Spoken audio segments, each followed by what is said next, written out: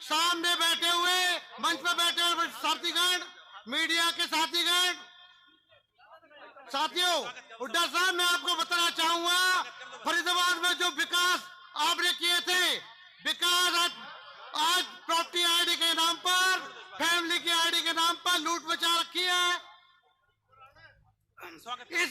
इस खटार सरकार ने कोई विकास नहीं किया, ना कोई स्कूल बनाया, ना कोई कॉलेज बनाया, ना कोई यूनिवर्सिटी बनाई, ना कोई हॉस्पिटल बनाया।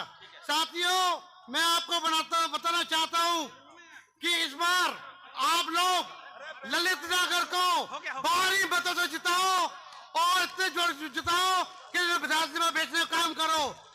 हुड्डा साहब, मैं आपको बताना चाहता हूं, फरीदाबाद लोकसभा की 2 की 9 सीट आपके खाते में आ रही है और हमारे भाई दीपेंद्र हुड्डा जी मुख्यमंत्री बनेंगे और 100% बनेंगे।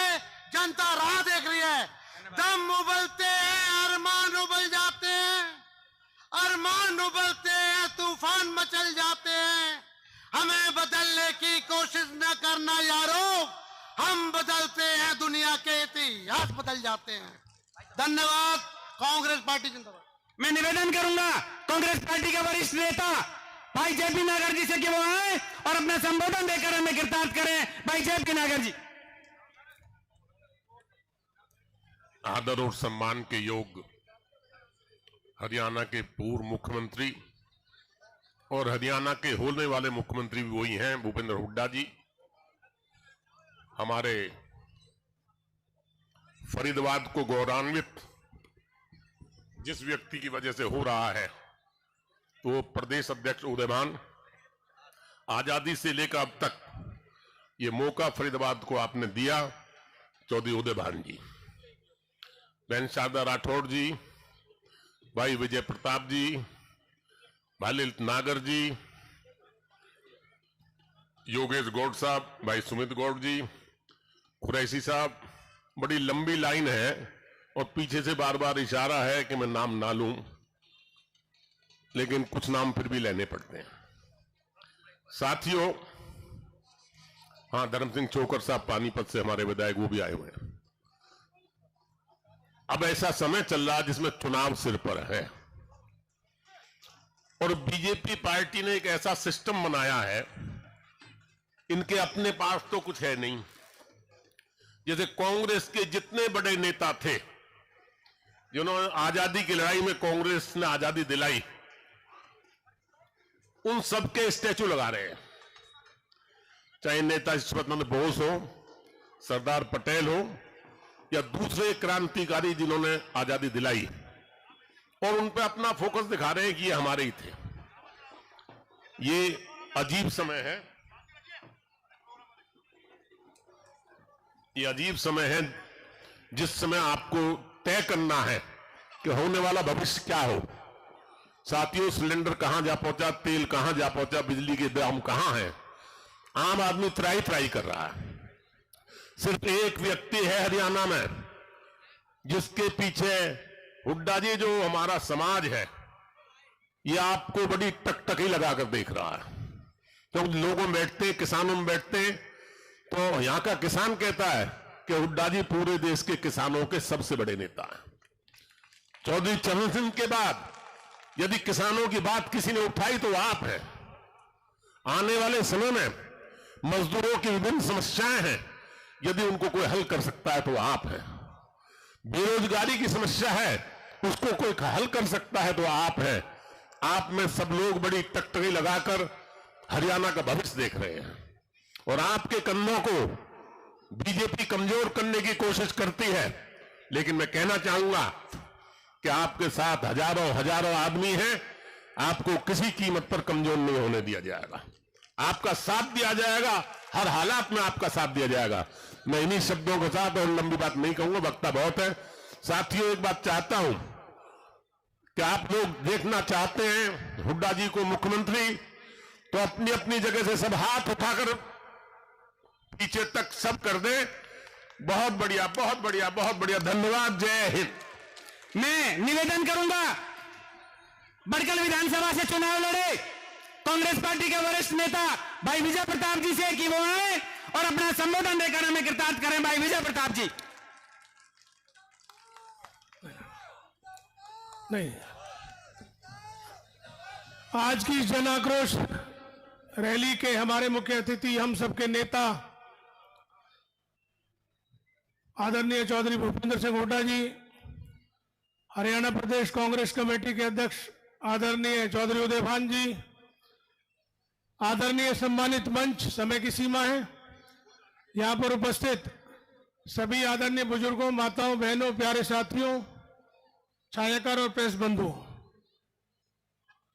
सबसे पहले तो मैं चौधरी भूपेंद्र सिंह हुड्डा जी का और आए हुए तमाम अतिथियों का फरीदाबाद में आने में स्वागत करता हूं।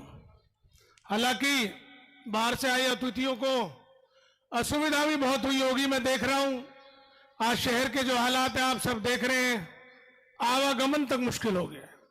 शहर में एक जगह से दूसरी जगह पहुंचने के लिए 2-2 घंटे लगते हैं। केंद्र की चाहे मोदी सरकार हो, चाहे हरियाणा की खट्टर सरकार हो, इन्होंने देश को कर्जे में, महंगाई में, भ्रष्टाचार में, बेरोजगारी में झोंक दिया है। जहां एक तरफ मनमोहन सिंह के समय 55 लाख करोड़ कर्जा था देश का, आज मोदी साहब के समय 205 लाख करोड़ है, 4 गुना कर दिया है। खट्टर साहब ने 65,000 करोड़ से ले जाकर 4 लाख करोड़ कर दिया। तो सारा देश और प्रदेश क्षेत्र बदहाली में, मैं फरीदाबाद की बात करूं तो 10-10 साल से पुल नहीं पूरे हो रहे हैं। पूरा शहर कचड़ों के ढेर में तब्दील है। सीवर की व्यवस्था नहीं है, पीने के पानी की व्यवस्था नहीं है, सड़कों में गड्ढे नहीं भरे जा रहे हैं, रोजगार कोई नहीं दिया जा रहा है। जो मदर यूनिट आदरणीय हुड्डा साहब ने लगाई थी IMT, आज तक वो भी इन पर पूरी नहीं हो पाई है। कोई मदर यूनिट यहां इंडस्ट्री की नहीं आ पाई है। और कचरा जो प्रबंधन बंदवाड़ी था, वो आज 50 गांवों को कैंसर फैला रहा है। इतनी अनियमितता वहां बढ़ती जा रही है। तो मैं तो इतना ही कहूंगा कि एक दौर था जब 2004 से लेकर और 2015 तक 14 तक आदरणीय चौधरी भूपेंद्र हुड्डा मुख्यमंत्री रहे, तब इस प्रदेश का और इस फरीदाबाद का सबसे ज्यादा विकास हुआ।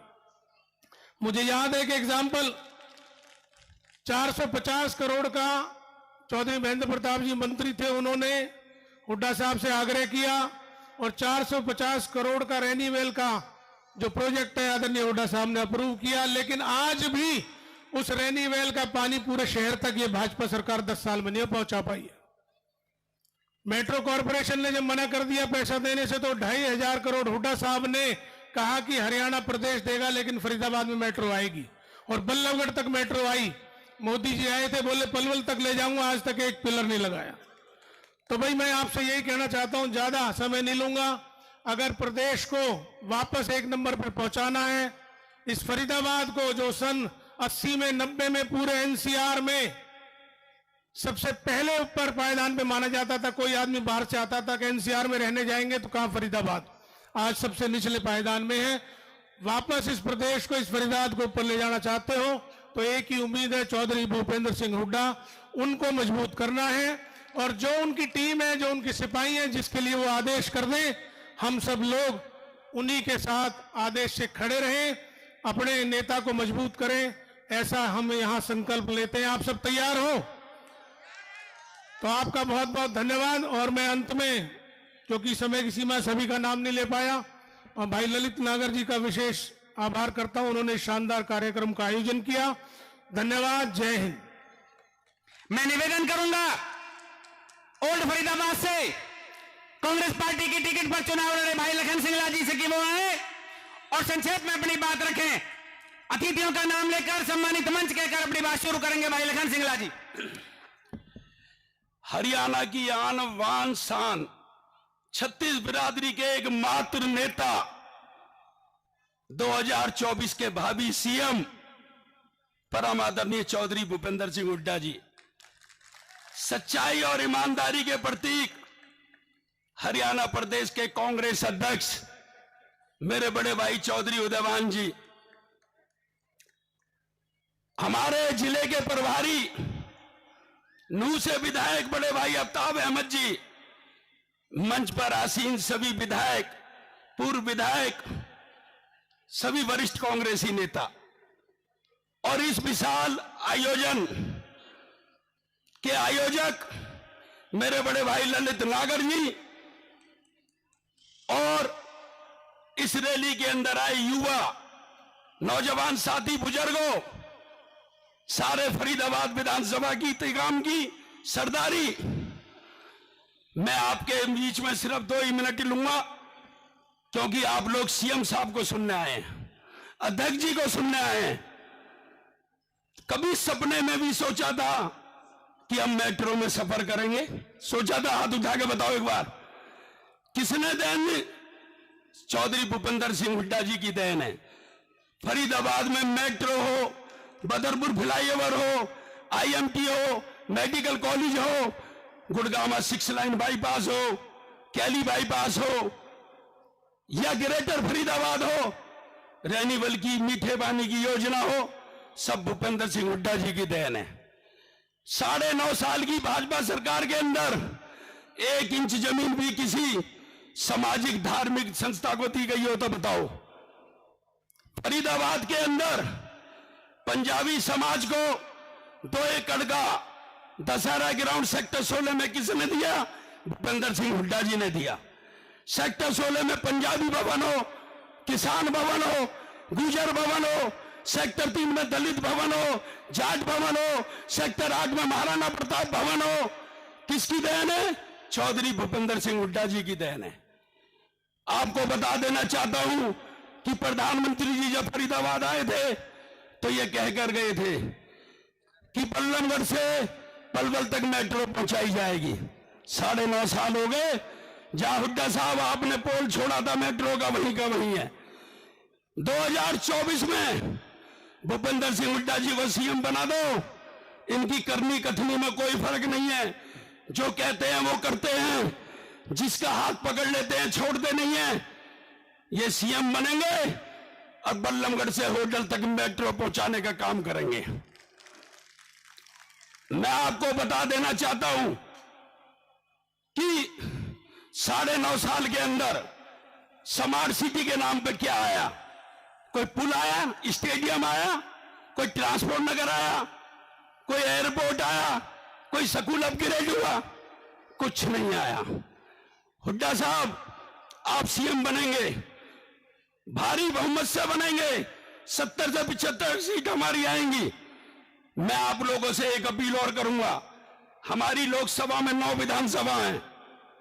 आप लोग भाई भतीजा चाचा ताऊ मामा फूफा रिश्तेदार परिवार, आपके यार दोस्त, जो भी पूरी लोकसभा में या बिजनेस से जुड़े हुए व्यक्ति हो, 2024 के चुनाव में झोली फैलाकर भीख मांगे और कांग्रेस को उम्मीदवार को जिताने का काम करें, जिससे भूपेंद्र सिंह हुड्डा जी हरियाणा के सीएम बने। इसी के साथ मैं मंच पर आसीन मुख्य अतिथि भावी मुख्यमंत्री हुड्डा जी का धन्यवाद करूंगा, ललित भाई का धन्यवाद करूंगा और अपना स्थान लूंगा। जय हिंद, जय भारत, जय कांग्रेस, जय भूपेंद्र सिंह हुड्डा। बोलो चौधरी भूपेंद्र सिंह हुड्डा, भावी सीएम चौधरी भूपेंद्र सिंह हुड्डा। मेरा निवेदन है, जो लोग पंडाल से बाहर खड़े हैं, हाथ जोड़कर प्रार्थना है, सभी साथी पंडाल के अंदर आ जाएं। हमारे हरियाणा के युवाओं के दिल की धड़कन चौधरी दीपेंद्र सिंह हुड्डा जी हमारे बीच में पहुंच चुके हैं। साथियों, मैं एक निवेदन आपसे और करूंगा।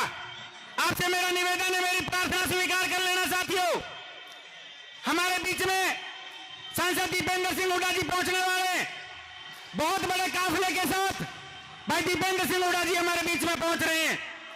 मैं निवेदन करता हूं सेवा दल के कार्यकर्ताओं से, भाइयों से, कि कृपया मंच की व्यवस्था को बनाने में मदद करें।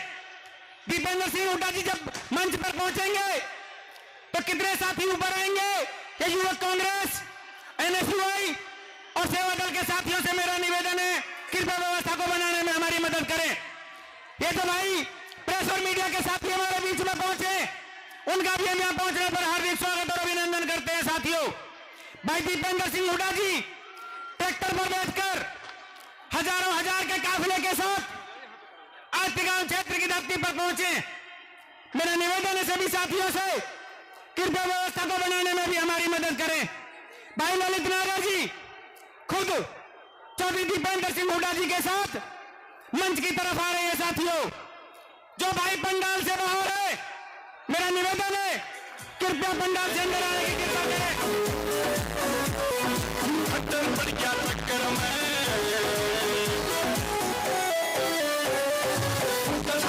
टक्कर में यूं खट्टर पड़ गया चक्कर में।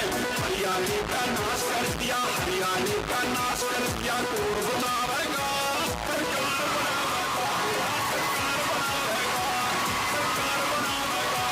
सरकार बनावेगा। पहले चलाई मेट्रो, पहले चलाई मेट्रो, इक्के रेल चलावेगा सरकार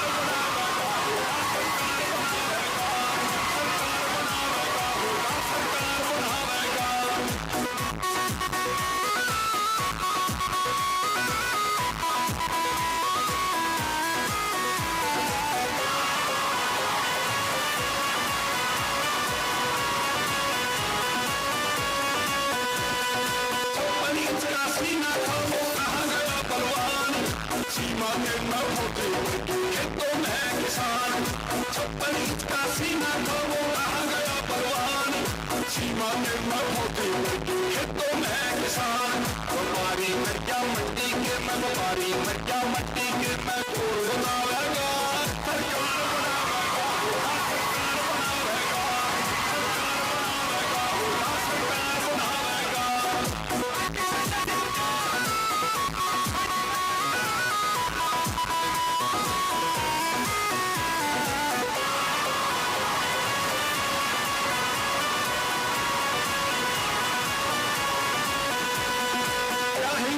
मुसलमान ये देश हमारा है, शक्ति बिरादरी एक है, का नारा है। क्या हिंदू क्या मुसलमान ये देश हमारा है, शक्ति बिरादरी एक है, का नारा है। जातपात के चक्कर में, जातपात के चक्कर में खंडर हो जाएगा सरकार बनावेगा, सरकार बनावेगा, सरकार बनावेगा, सरकार बनावेगा।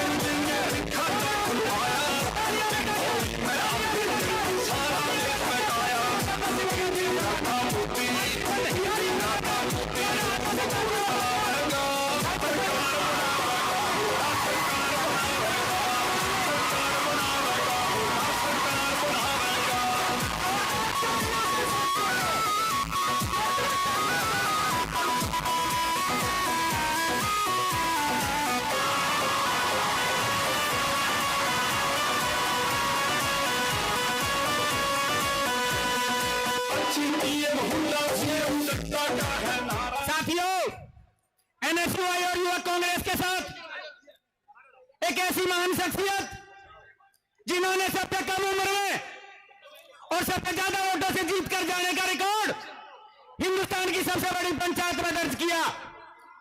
समन्वय और संतुलन की जीती जाती तस्वीर मैं निवेदन करूंगा भाई दीपेंद्र सिंह हुड्डा जी हमारे बीच में पहुंचे। एक बार तालियां बजाकर, तालियां बजाकर, तालियां बजाकर भाई दीपेंद्र सिंह हुड्डा जी के सम्मान में एक बार भाई स्वागत गीत अपनी बात।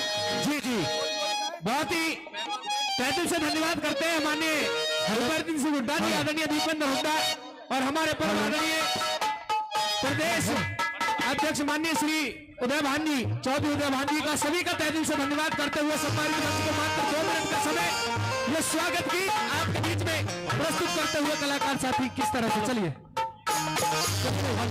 हेलो हेलो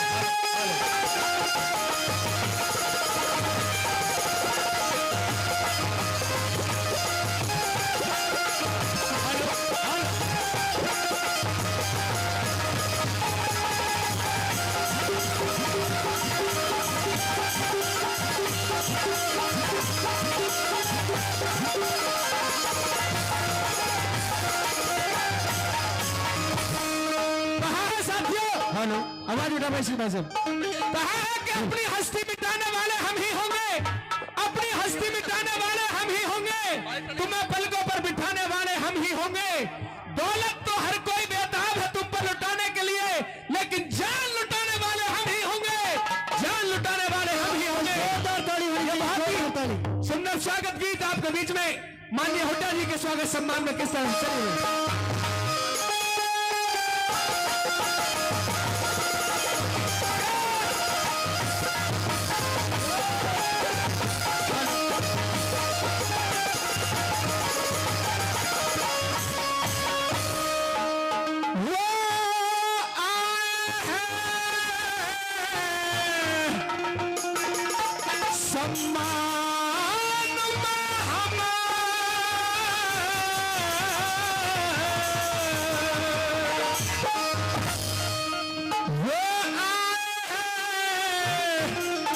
सम्मान में हम महफिले सजाए बैठे हैं। और आपकी ताली चाहूंगा हुड्डा जी के स्वागत में हम पलक बिछाए बैठे हैं। हुड्डा जी के स्वागत में हम पलक बिछाए बैठे हैं। सम्मान में हम महफिले सजाए बैठे हैं। हुड्डा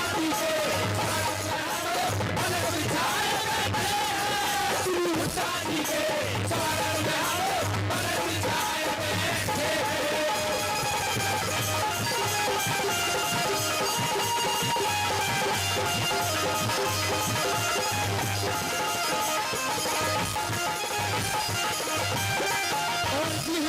परमादरणीय पप्पू उर्फ रट्टू जी ताजीपुर से 500 रुपए से हमारी पार्टी का मान सम्मान कर रहे हैं। बार बार धन्यवाद।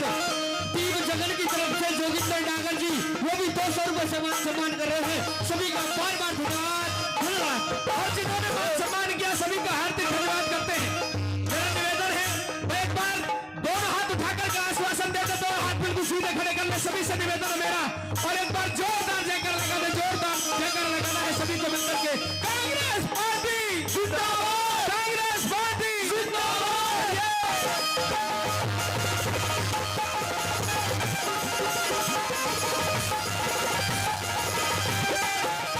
जब दिल भर के सुबह तड़के, दिल भर के सुबह तड़के, याद आपकी आती है।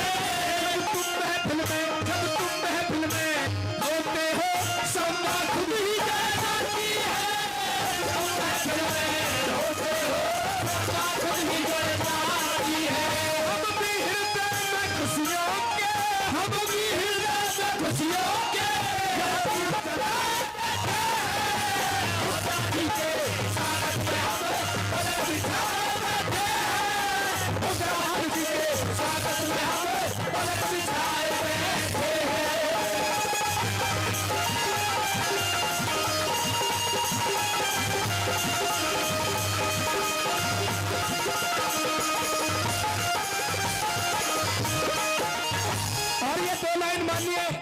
चौधरी उदय भान जी जो हमारे प्रदेश अध्यक्ष है उनके लिए मैं प्रस्तुत कर रहा हूं। माननीय उदय भान जी से मेरा निवेदन है थोड़ा सा ध्यान उधर भी इस मंच की तरफ भी रखें। आइए नंबर 2 में क्या बताया भला चाहिए।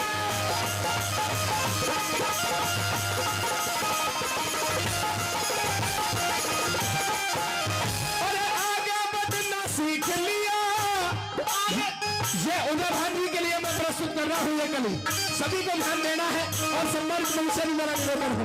आगे बढ़ना सीख लिया, सब पाछे कदम हटाया ना। उदय भान जैसा शेर देश में तो से भी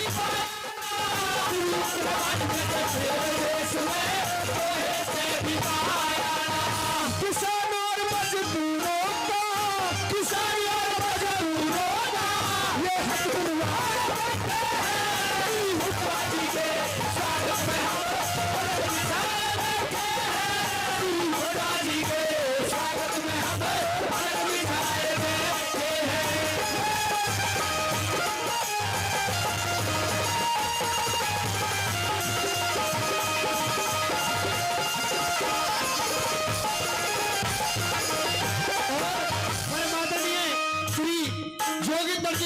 जी, उनकी तरफ से भी 1100 रुपए का पुरस्कार आया है। बार बार धन्यवाद करते हैं, बार बार धन्यवाद करते हैं। परम आदरणीय स्वराज जी बादशाहपुर से, उनकी तरफ से भी 200 रुपए का पुरस्कार आया है। सभी का बार बार धन्यवाद करते हैं। और माननीय बड़े भाई दीपेंद्र हुड्डा जी, आदरणीय माननीय दीपेंद्र हुड्डा जी, एक कली इस भजन में, इस गाने में हमने उनके लिए भी जोड़ी है। किस तरह से आइए क्या बता रहे हैं।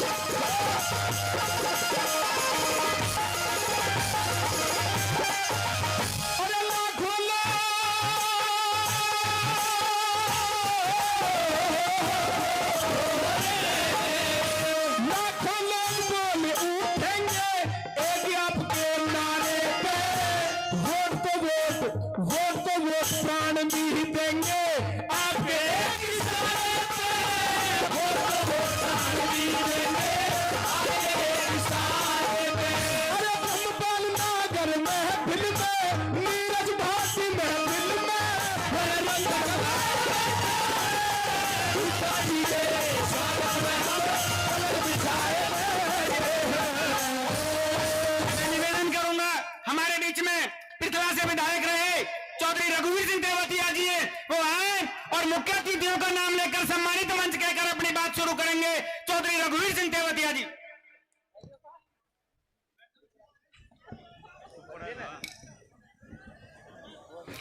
ईमानदारी के प्रतीक, जन जन के नेता और हमारे सबके नेता परम आदरणीय चौधरी भूपेंद्र हुड्डा जी, हमारे हरियाणा प्रदेश के बहुत ही संघर्षशील और कर्मठ नेता चौधरी उदयवान जी, मंच पर बैठे हुए हमारे युवा दलों की धड़कन, हरियाणा ही नहीं पूरे देश के युवा जिनके पीछे हैं, हमारे भाई सांसद दीपेंद्र हुड्डा जी, हमारे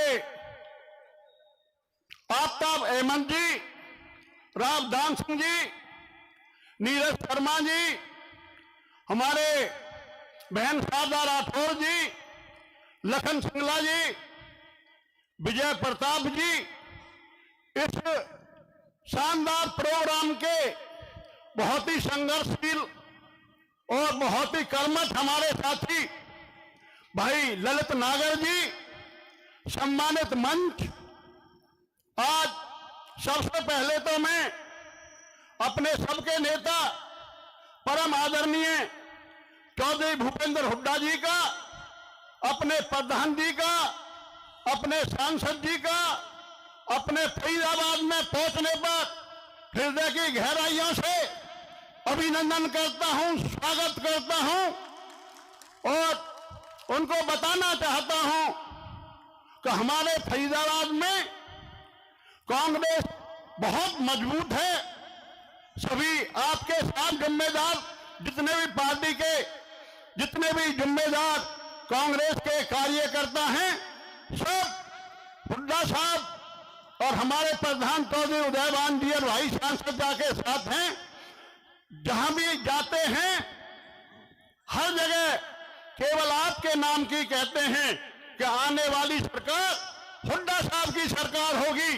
जो पहले फकीराबाद बना दिया था उसको फरीदाबाद का नाम देने का सारा काम आदरणीय चौधरी भूपेंद्र हुड्डा जी के 10 साल का कार्यकाल था। समय की नजाकत को देखते हुए मैं उन सारे कामों को नहीं गिनवाना चाहूंगा, केवल ये बताना चाहता हूं ये सरमाएदारों की पार्टी है भाजपा। जितना उनका टोटली देश के हजारों करोड़ का सरमाएदारों का कर्जा माफ करने का काम किया है, उतना पूरे देश के किसानों का कर्जा माफ हो जाता। लेकिन ना कहीं 2022 में किसानों की आमदनी दुगने की बात कर दी थी, जो भी बात करी उनसे सबसे मुकर गए हैं, वो आपके सामने हैं।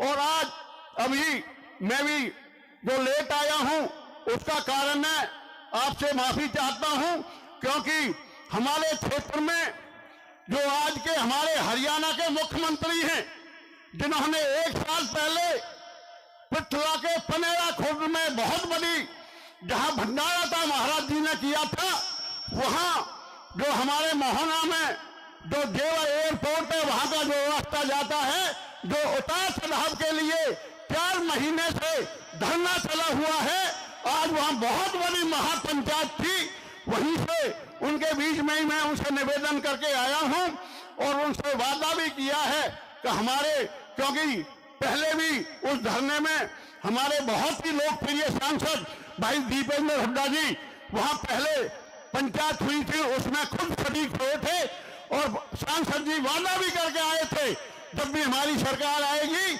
अगर इन्होंने नहीं बनाया तो इस उतार चढ़ाव को बनाने का काम करेंगे। इसी तरह हमारे हाईवे पे बघौला में जो पुल बन रहा है, केवल जो जोड़ने के लिए रास्ता जाता है उस पथ पर नहीं, जहां जरूरत है सड़क जा रही है 20 कामों के लिए, वहां नहीं, केवल एक फैक्ट्री वाले के लिए आगे पुल को बढ़ाने का काम किया है। ये सरमाएदारों की पार्टी है। आपसे निवेदन करना चाहता हूं, आने वाले चुनावों में कांग्रेस पार्टी का साथ दें। कांग्रेस पार्टी छत्तीस बिरादरी की पार्टी है और आपने आज इतनी बड़ी संख्या में खराब मौसम के होते हुए भाई ललित नागर के छोटे से बुलावे पर इतनी जनसंख्या में यहाँ आपने पहुंचकर हौसला अफजाई की है, उसके लिए मैं आप सभी का धन्यवाद करता हूं और आपको बताना चाहता हूं ललित नागर बहुत ही संघर्षशील और कर्मठ नेता हैं। पहले भी हमेशा उन्होंने जब भी विधायक रहे थे, सरकार नहीं थी, लेकिन आपके सारे मुद्दों में उठाने का काम किया।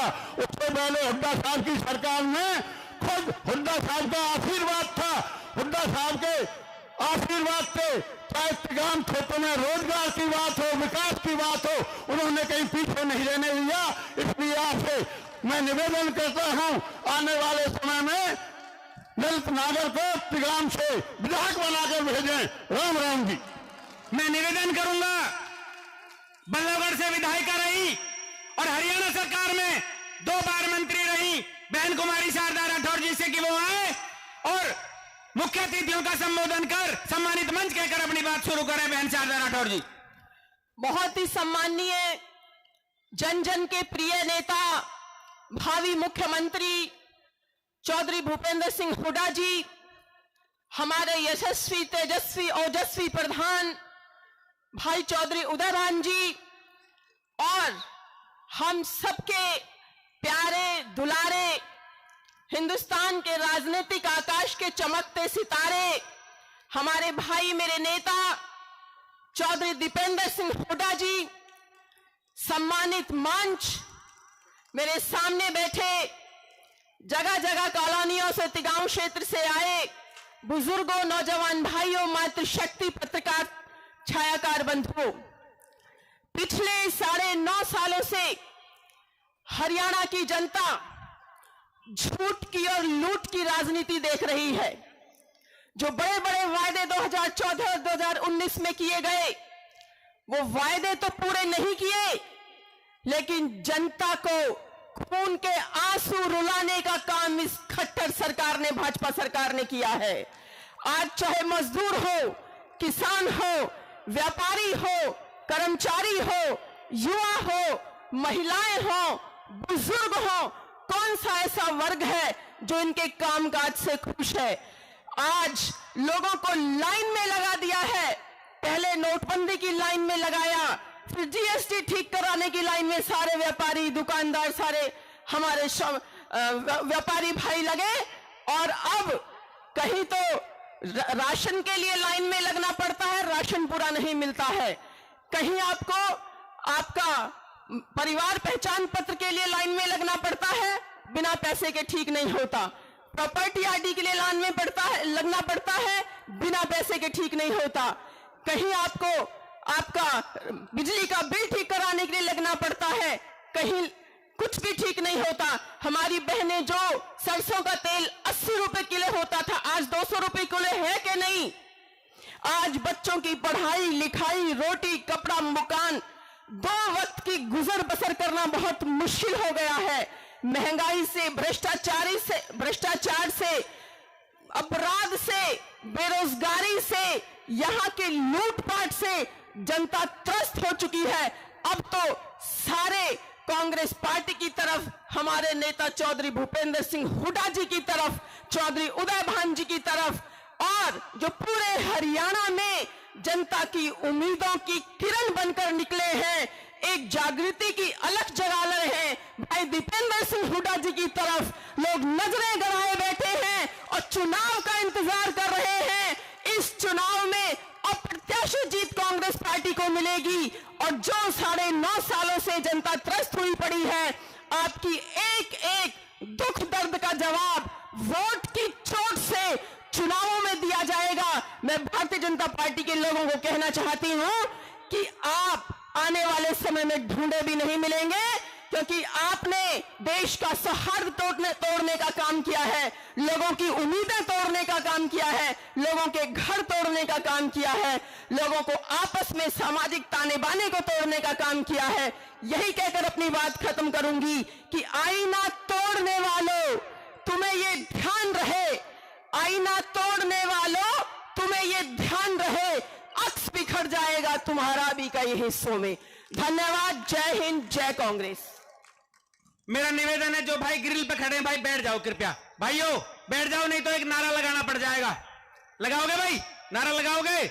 मैं कहूंगा भाइयों तुम कहना बैठ जाओ, ठीक है? भाइयों बैठ जाओ, भाइयों बैठ जाओ, जिसको जहां जगह मिले वहीं बैठ जाओ, बैठ जाओ। जब मंच की कार्रवाई आगे चलेगी जब बैठ जाओगे सारे भाई, जिसको जहां जगह मिले सारे भाई, कोई भी खड़ा नहीं रहेगा एक भी भाई। भाजपा के भ्रष्टाचार को पूरे हरियाणा प्रदेश में पहुंचाने वाले, दबंग और शेर की तरह राजनीति करने वाले एनआईटी से विधायक भाई नीरज शर्मा जी को निवेदन करता हूं कि वो आए और अपना संबोधन देकर हमें कृतार्थ करें। कृपया समय की अपनी सीमाएं, समय का ध्यान रखते हुए भाई नीरज शर्मा जी। आदर मान सम्मान के योग्य पिता तुल्य हुड्डा साहब, भाई दीपेंद्र हुड्डा जी, हमारे प्रदेश अध्यक्ष चौधरी उदय भान जी, और भाई सबको हाथ जोड़ के विनती, सम्मानित मंच, यहाँ की सभा के संयोजक भाई ललित नागर जी, बुजुर्गों और माताओं को चरण स्पर्श, युवा शक्ति और बहनों को हाथ जोड़ के राम राम। साथियों, सबसे पहले तो मैं विनती करूंगा, एक ताली आप अपने लिए बजाएं, कारण इतनी ठिठुरती ठंड में और सुबह बारिश में आप इतनी देर से अपने नेताओं को सुनने के लिए बैठे हैं। आप सब धन्यवाद के बहुत पात्र हैं। और साथियों, मुझे पता है समय की मर्यादा है, मैं सिर्फ आपसे एक ही बात कहना चाहूंगा कि अपना भला बुरा हमें खुद पहचानना है।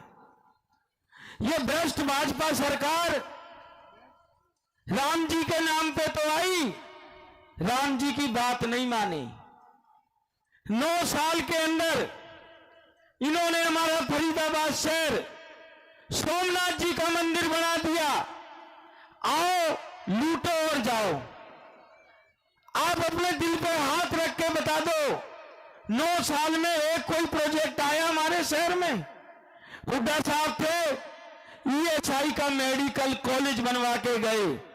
कोरोना के अंदर जब लाखों रुपए लेने वाले प्राइवेट अस्पताल फेल हो गए, पूरे फरीदाबाद की व्यवस्था जर्जर हो गई, दिल्ली तक का भी मरीज कहीं आया तो हुड्डा साहब के बनाए हुए ईएसआई मेडिकल कॉलेज के अंदर आया।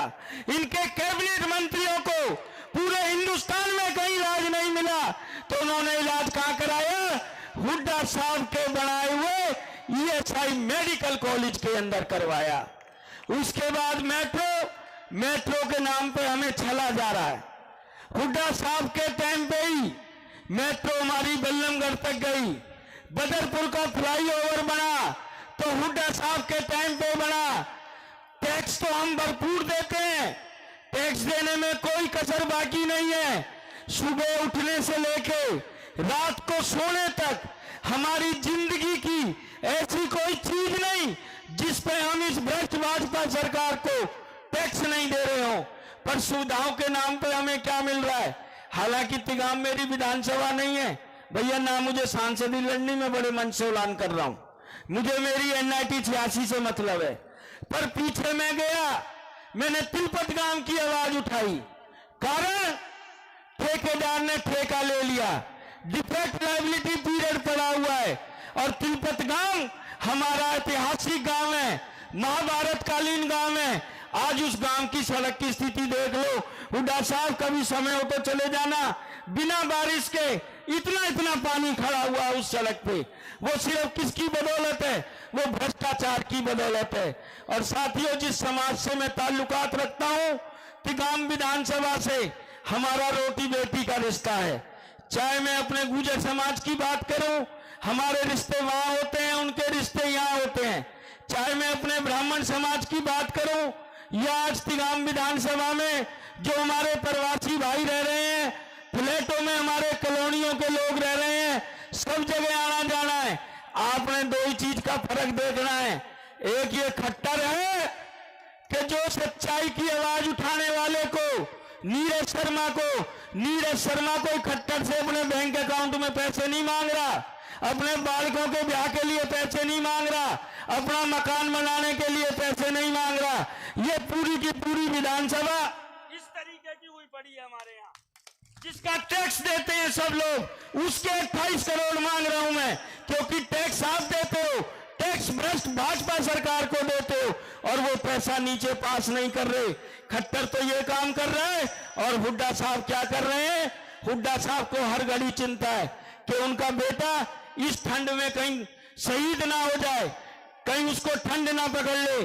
पर हुड्डा साहब आप बेचिंत रहो, मेरे कपड़े के ऊपर जय सिया राम लिखा हुआ है, स्वास्तिक का निशान है, और जापे कृपा राम की होई, तापे कृपा करे हर कोई। आपको बनाए बगैर नीरज शर्मा इस धरती पे से नहीं उठने वाला। जब तक आपकी शपथ ग्रहण समारोह नहीं होगा, नीरज शर्मा को राम जी लेके नहीं जाने वाले हैं। और साथियों, अपना भला बुरा पहचान लो कि हमारे शहर का हमारा कोई भला कर सकता है तो वो चौधरी भूपेंद्र सिंह हुड्डा कर सकता है। ये भ्रष्ट भाजपा सरकार नहीं कर सकती। जिस शहर से दो मंत्रियों, उस शहर की ये स्थिति हो, सफाई के मामले में हम पिछड़ गए। आज कहानी क्या हो रही है? जनता त्रस्त और भाजपा के मंत्री मत। बोलो जयराम जी की। मैं निवेदन करूंगा, तिगांव क्षेत्र के दिलों पर राज करने वाले आने वाले विधायक भाई ललित नागर जी से कि वो आए और अपना संबोधन देकर हमें कृतार्थ करें। भाई ललित नागर जी। हम सब के नेता हमेशा गरीबों की, किसानों की आवाज उठाने वाले पूर्व मुख्यमंत्री और आने वाले मुख्यमंत्री चौधरी भूपेंद्र सिंह हुड्डा जी, हमारे हरियाणा प्रदेश कांग्रेस कमेटी के बहुत ही ईमानदार और जुझारू मेहनती हमारे बड़े भाई चौधरी उदय भान जी, हमारे एकमात्र पूरे प्रदेश की और युवाओं की और किसानों की आवाज उठाने वाले संसद राज्यसभा के अंदर हमारे भाई दीपेंद्र सिंह हुड्डा जी, और आज तिगांव विधानसभा क्षेत्र के अंदर इस जन आक्रोश रैली के मंच पर बैठे हुए सभी मेरे नेतागण, विधायकगण, पूर्व विधायकगण, पूरे क्षेत्र से हमारी लोकसभा से आए हुए नेतागण, पूरे हमारे चाहे वो सेवा दल के साथी, युवा कांग्रेस के साथी, महिला कांग्रेस की हमारी साथी, सभी हमारे कांग्रेस अग्रणी कांग्रेस के साथीगण, मेरे सामने बैठे हुए मेरे पितातुल्य बुजुर्गों, नौजवान साथियों, मातृशक्ति, प्यारे बच्चों और हमारे बहुत ही पत्रकार बंधु, टीवी के बंधु, छायाकार बंधु, सबसे पहले तो मैं आज तिगांव की इस धरती पर हमारे नेता चौधरी भूपेंद्र सिंह हुड्डा जी का, भाई दीपेंद्र सिंह हुड्डा जी का और हमारे अध्यक्ष जी उदय भान जी का दिल की गहराइयों से स्वागत करता हूं, अभिनंदन करता हूं। आप सबकी तरफ से भी इनका मैं स्वागत करता हूं। आज फरीदाबाद का क्या हाल है सबको पता है, तिगांव क्षेत्र का क्या हाल है सबको पता है। आज हालात ये बने हुए हैं कि पिछले कई महीने से हमें रोड बनवाने के लिए रोडों के ऊपर धरना प्रदर्शन देना पड़ता है। हमें कूड़े के ढेरों को हटवाने के लिए कूड़े के ढेरों पर बैठना पड़ता है। आज विकास के नाम पर हमारे क्षेत्र के अंदर जो कॉलोनियां हैं, 9 साल हो गए भारतीय जनता पार्टी की सरकार को, एक ईंट भी नहीं लगी है। आदरणीय हुड्डा साहब, इतना आपसे निवेदन करता हूं कि हमारा क्षेत्र 3 तरह का एरिया है। यह सेक्टर एरिया है, बहुत बड़ी कॉलोनी एरिया है और ग्रामीण क्षेत्र है। बहुत दिन से हमारे तिगांव क्षेत्र के अंदर विकास कार्यों के नाम पर कुछ भी नहीं हुआ है। लोगों को यह उम्मीद है कि हरियाणा प्रदेश के अंदर इस बार कांग्रेस की सरकार बनने जा रही है और चौधरी भूपेंद्र सिंह हुड्डा मुख्यमंत्री बनने जा रहे हैं और आपके आशीर्वाद से ये तिगांव विधानसभा क्षेत्र की सीट भी ये जनता जनार्दन बैठी है, ये हाँ भर के गवाही देगी। ये तिगांव क्षेत्र की जनता भी ये सीट को आपकी झोली में डालने का काम करेंगे। लेकिन आपसे ये उम्मीद रखते हैं कि जब भी आपकी सरकार बने, तिगांव विधानसभा क्षेत्र में आप ऐसे ही विकास कार्य करवाएं जैसे आपने 10 वर्ष पूरे हरियाणा प्रदेश में और पूरे फरीदाबाद के अंदर आपने काम करने का काम किया था और फरीदाबाद को भी और हरियाणा को भी आपने नंबर 1 बनाने का काम किया था। उसी तरह से आज आपकी तरफ किसान भाई भी, मजदूर भाई भी और कर्मचारी भाई भी, हमारी महिलाएं भी, बहन भी, सब आपकी तरफ टकटकी लगाकर देख रहे हैं। आज केवल और केवल हरियाणा प्रदेश में एक ही नाम है कि चौधरी भूपेंद्र सिंह हुड्डा का राज होगा और फिर से हरियाणा प्रदेश वही नंबर 1 पर आएगा। मेरे से पहले मेरे विधायक साथी ने, हमारे फरीदाबाद के नेताओं ने फरीदाबाद का हाल बताया। आपको भी फरीदाबाद के हाल का पता है। केवल और केवल हम यही चाहते हैं हुड्डा साहब कि जब भी आपकी सरकार बने, जब भी आप हरियाणा प्रदेश के मुख्यमंत्री की शपथ ग्रहण करें, उसके तुरंत बाद हमारे फरीदाबाद में भी आप विकास करवाने का काम करें।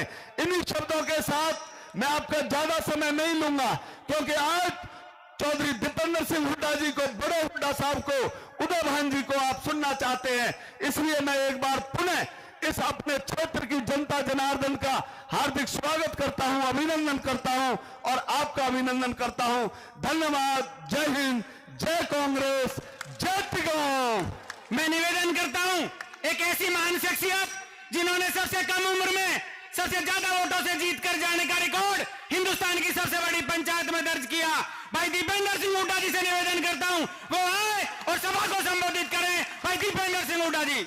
भाई दीपेंद्र हुड्डा, भाई दीपेंद्र सिंह हुड्डा जिंदाबाद। भाई दीपेंद्र सिंह हुड्डा जिंदाबाद। भाई दीपेंद्र सिंह हुड्डा भाई दीपेंद्र सिंह हुड्डा। राम राम जी।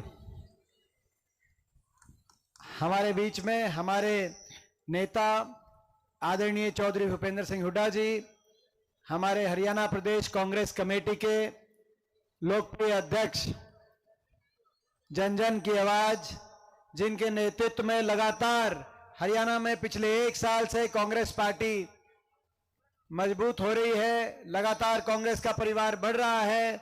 अंदाजा इस बात से लगाया जा सकता है कि पिछले 1 साल में हरियाणा में कांग्रेस पार्टी में 35 से ज्यादा पूर्व विधायक, पूर्व मंत्री शामिल हुए हैं। हरियाणा एक ऐसा प्रदेश जहां 90 विधानसभाओं कुल और 35 से ज्यादा पूर्व विधायक भाजपा, जजपा, सत्ता दल और अन्य दलों को छोड़ के कांग्रेस पार्टी में शामिल हो रहे हैं। ये संकेत इस बात का है कि आने वाला समय हरियाणा में परिवर्तन का, हरियाणा के कोने कोने में परिवर्तन की गूंज आ रही है और चौधरी उदय भान जी के नेतृत्व में कांग्रेस मजबूत हो रही है। हमारे आदरणीय अध्यक्ष चौधरी उदय भान जी, सभी सम्मानित मंच, जैसा कि एक पंचायती फैसला हुआ है और आज के आयोजनकर्ता, आपके सुख दुख के साथी, तिगांव क्षेत्र के सुख दुख के साथी और आपके हर दिल अजीज नेता नहीं कहूंगा, आपके हर दिल अजीज कार्यकर्ता, क्योंकि एक कार्यकर्ता की तरह से दिन रात मेहनत करते हैं, सरल भाव के धनी, मेहनती भाव के धनी हमारे साथी ललित नागर जी, उनको मैं बहुत बहुत बधाई देता हूं। भाई ललित को बहुत बहुत भाई मैं आपको बधाई देता हूं और आप सबको भी बहुत बहुत बधाई देता हूं कि आज जब सुबह बारिश का मौसम बन रहा था, बूंद थोड़ी थोड़ी, जब बूंद का समय बना तो ऐसा लग रहा था कि शायद पता नहीं आप पाओगे कि नहीं आ पाओगे। वैसे भी तिगांव आसपास के इलाके में सारी सड़कें भी टूटी हैं और बिना बारिश के भी सड़कों पे सीवर का पानी भरा रहता है। तो ऐसे में अगर बारिश हो गई तो आने के लिए कैसे आओगे, नहीं आओगे। पीछे बारिश हुई थी तो फरीदाबाद में कश्तियां भी चली थी, आपको याद होगा। तो आज ऐसे मौसम में इतनी बड़ी संख्या में आप लोग यहाँ पे पहुंचे हैं, मैं भाई ललित को बहुत बहुत बधाई देता हूं। ये संकेत इस बात का है कि तिगांव क्षेत्र का जो है जन जन का आशीर्वाद आपके साथ है, और आपको बहुत बहुत मुबारकबाद देता हूं कि आज यहाँ पहुंचे। सभी पिता तुल्य बुजुर्ग नौजवान साथी, मातृशक्ति में ज्यादा लंबी बात नहीं, क्योंकि आप हुड्डा साहब को सुनना चाहते हैं, उदय भान जी को सुनना चाहते हैं। मैं 2-3 बातें जरूर कहना चाहता हूं। एक तो हरियाणा की बात, क्योंकि सरकार को, हरियाणा सरकार को मात्र 4 महीने शेष रह गए। 9.5 साल इस सरकार को, खट्टर सरकार और फिर खट्टर दुष्यंत सरकार को आपने देखा। आज आपको तराजू पे तोल के फैसले करने का समय आ गया। इस सरकार ने 9.5 साल में हरियाणा के लिए क्या किया। 2 पैमाने होते हैं सरकार के, काम करे और सबका मान सम्मान करे। मैं पूछना चाहता हूं आपसे, फरीदाबाद में आपने इस सरकार को कुछ काम करते देखा? मुख्यमंत्री जी को जन जन का मान सम्मान करते देखा? वो कह रहे मुख्यमंत्री ही नहीं देखा आज तक, वो तो कह रहे हैं कि मुख्यमंत्री जी को ही नहीं देखा। तो भाई अगर काम नहीं देखा, किसी का मान सम्मान नहीं देखा, तो हरियाणा में आप समझ सकते हो कि सरकार की क्या कार्यशैली रही होगी। जो प्रदेश विकास के हर मापदंड में देश में नंबर 1 पे होता था, प्रति व्यक्ति आय, प्रति व्यक्ति निवेश, विकास दर, खिलाड़ियों के सम्मान में, किसान के फैसलों में, गरीब कल्याण योजनाओं में, आपस में भाईचारे, खुशहाली में, 10 साल किसी वर्ग को कोई धरना आंदोलन नहीं करना पड़ा। जिस प्रदेश में, हरियाणा प्रदेश जब कांग्रेस पार्टी की सरकार थी हुड्डा साहब के नेतृत्व में, आज वो प्रदेश 9.5 साल की इस खट्टर सरकार के बाद विकास में तो देश में मोदी सरकार बता रही है 17वें नंबर पर, और नंबर 1 बन गया। तो खट्टर साहब बोलते हैं कि हमारा नाम लेके बोलते हैं कि ये बोल रहे हैं, लेकिन मैंने तो सवाल पूछा था संसद में कि देश में सबसे ज्यादा बेरोजगारी कौन से प्रदेश में है। खट्टर साहब मैं क्या करूं, सवाल आप ही की सरकार से पूछा था, भाजपा की सरकार से, और मोदी जी की सरकार ने जवाब दिया संसद में कि देश में सबसे ज्यादा बेरोजगारी है। तो खट्टर साहब हरियाणा के अंदर, आपके सरकार के अंदर हरियाणा में सबसे ज्यादा बेरोजगारी, सबसे नंबर 1 पे बन गया। तो आज बेरोजगारी में नंबर 1, आज महंगाई में सबसे महंगा डीजल पेट्रोल, क्योंकि वेट जो 9% पे था 17% पे पहुंच गया। सबसे महंगी बिजली, सबसे ज्यादा महंगा बिजली का बिल, बड़े बड़े उद्योगपति समूहों के साथ, अदानी जैसे उद्योगपति समूह के साथ समझौते बदलकर सबसे महंगी बिजली आज देश में हरियाणा में दी जा रही है। महंगाई में नंबर 1 पे आज आपने हरियाणा को बना दिया। आम घर की कमर तोड़ दी। बिजली का बिल, डीजल पेट्रोल, रसोई गैस का सिलेंडर, बच्चों के स्कूल की फीस, आदमी करे तो करे क्या। महंगाई में नंबर 1, बेरोजगारी में नंबर 1, नशे में नंबर 1। नारा चलता था दूध दही का हरियाणा, ऐसा था हमारा हरियाणा जहां दूध दही का खाना। नारा चलता था खेल खिलाड़ियों का हरियाणा, अब बन गया नशे में नंबर 1 हरियाणा। ये आपने क्या किया, मैं पूछना चाहता हूं इस सरकार से। और उसका अगर उदाहरण देखना है तो हरियाणा कोने कोने में, फरीदाबाद में आप देख सकते हो। आपको याद होगा जब हमारी सरकार थी तो इस फरीदाबाद को देश में अपने विकास नगरी का एक गौरव दिलाने का प्रयास हमारी सरकार ने किया था। चाहे वो बदरपुर फ्लाईओवर बनाने की बात हो, नहीं तो जाम लगता था घंटों। बदरपुर फ्लाईओवर बना तो मथुरा रोड 6 लेन हमारी सरकार में बनी। मेट्रो पहले फरीदाबाद बल्लभगढ़ तक मेट्रो पहुंची, तो इधर का बाईपास जो तिगांव क्षेत्र के बीच में सारा निकलता है, इधर से बाईपास निकला। उधर गुड़गांव को हमारी सरकार में 4 लेन से जोड़ने का काम हुआ, तो IMT औद्योगिक क्षेत्र की स्थापना की गई। उधर ESI मेडिकल कॉलेज 700 करोड़ की लागत से ESI मेडिकल कॉलेज फरीदाबाद में बना, तो YMCA यूनिवर्सिटी फरीदाबाद में बनाने का काम हमारी सरकार में हुआ, और फरीदाबाद विकास की तरफ आगे गया। लेकिन फिर इनकी सरकार आई और सरकार आते ही नारा दिया स्मार्ट सिटी बनाएंगे। हमें मन में खुशी हुई, हमने कहा कि फरीदाबाद आगे गया है, वो गौरव शायद ये सरकार उसको कम से कम बढ़ाए ना तो उसको रखने का काम करे। मगर स्मार्ट सिटी बनाई या अगर देख मूलभूत सुविधाओं के नजरिए से देखें तो नरक सिटी बनाई, वो मुझसे ज्यादा आप जानते हो। कहां गया को कफाइले कहां है, काम कुछ किया नहीं फरीदाबाद में। अभी ऐसे मेडिकल कॉलेज की बता रहे थे नीरज जी, शारदा जी, 700 करोड़ मेडिकल कॉलेज तो बना, लेकिन मेडिकल कॉलेज के आगे, ईएसआई के आगे, अस्पताल के आगे सड़क का क्या हाल है वो मुझे आप जानते हो, मुझे बताने की जरूरत नहीं। तिगांव में सड़कों का क्या हाल है मैं समझता हूं कि एक विधानसभा क्षेत्र प्रदेश में जहां सबसे ज्यादा सड़कों का बुरा हाल है तो तिगांव के अंदर है। नगर निगम के अंदर ऐसे ऐसे घोटाले आए, 200 करोड़ रुपए के घोटाले की फाइल कहां दबा गए, 200 करोड़ रुपए कहां गए, कागजों में काम हो गया, कागजों में सड़कें बन गई। हमारे विधायक नीरज शर्मा जी, अब ये एनआईटी क्षेत्र में क्या हाल है उसकी तो फोटो अपने जो है अपने कुर्ते पे उनकी फोटो जो है छपवा के नीरज शर्मा जी घूम रहे, ऐसे मजबूर हो गए। उस समय भी इन्होंने आवाज उठाई थी जब 200 करोड़ रुपए का निगम का घोटाला हो गया। राम का नाम, अब ये राम का नाम लेते, राम का नाम तो सभी लेते हैं, राम तो सभी के हैं। और ये तो हरियाणा प्रदेश वो प्रदेश है जहां सुबह उठते हैं राम राम, अगर मौसम में अगर बादल आ जाए तो क्या आज राम बरस सकता है, बरस जाए तो राम राजी हो गया, कोई काम बिगड़ जाए तो कहते राम रुखाला है ठीक करेगा, और नया काम शुरू करो तो कहते लेके राम का नाम करो नया काम। मगर ये यहां पे उल्टी गंगा बहा रहे हैं। बीजेपी वाले क्या करते हैं, ना राम का नाम तो लेते हैं, कहते हैं बोलते हैं जय श्री राम, लेकिन करते हैं जनता को लूटने का काम, जो आपने नगर निगम में देखा। फरीदाबाद में आपको पता है कौन लूट रहा है, हम भी बोलते हैं राम राम, हम भी बोलेंगे जय श्री राम, लेकिन हम करेंगे हरियाणा को देश में सबसे आगे लेके जाने का काम, फरीदाबाद को देश में सबसे आगे लेके जाने का। ये हमारी लड़ाई है, ये हमारा संघर्ष है। और आज बदलाव का समय आया है।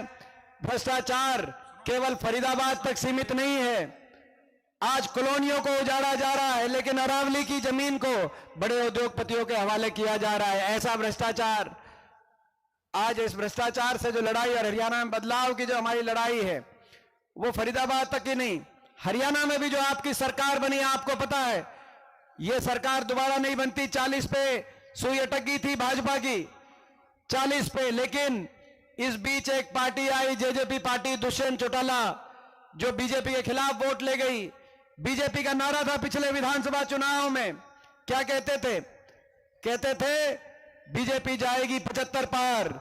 जब लोकसभा में जीत हुई तो खट्टर साहब को लगा कि उनकी सरकार की भी उसी तरीके से जीत होगी और कहा बीजेपी जाएगी 75 पार। इसी बीच एक दुष्यंत चौटाला आया जिसने नारा दिया बीजेपी को करो जमुना पार। एक कहता था 75 पार, दूसरा कहता था जमुना पार। इलेक्शन का नतीजा आते ही दोनों बन गए पक्के यार बन गए हरियाणा में।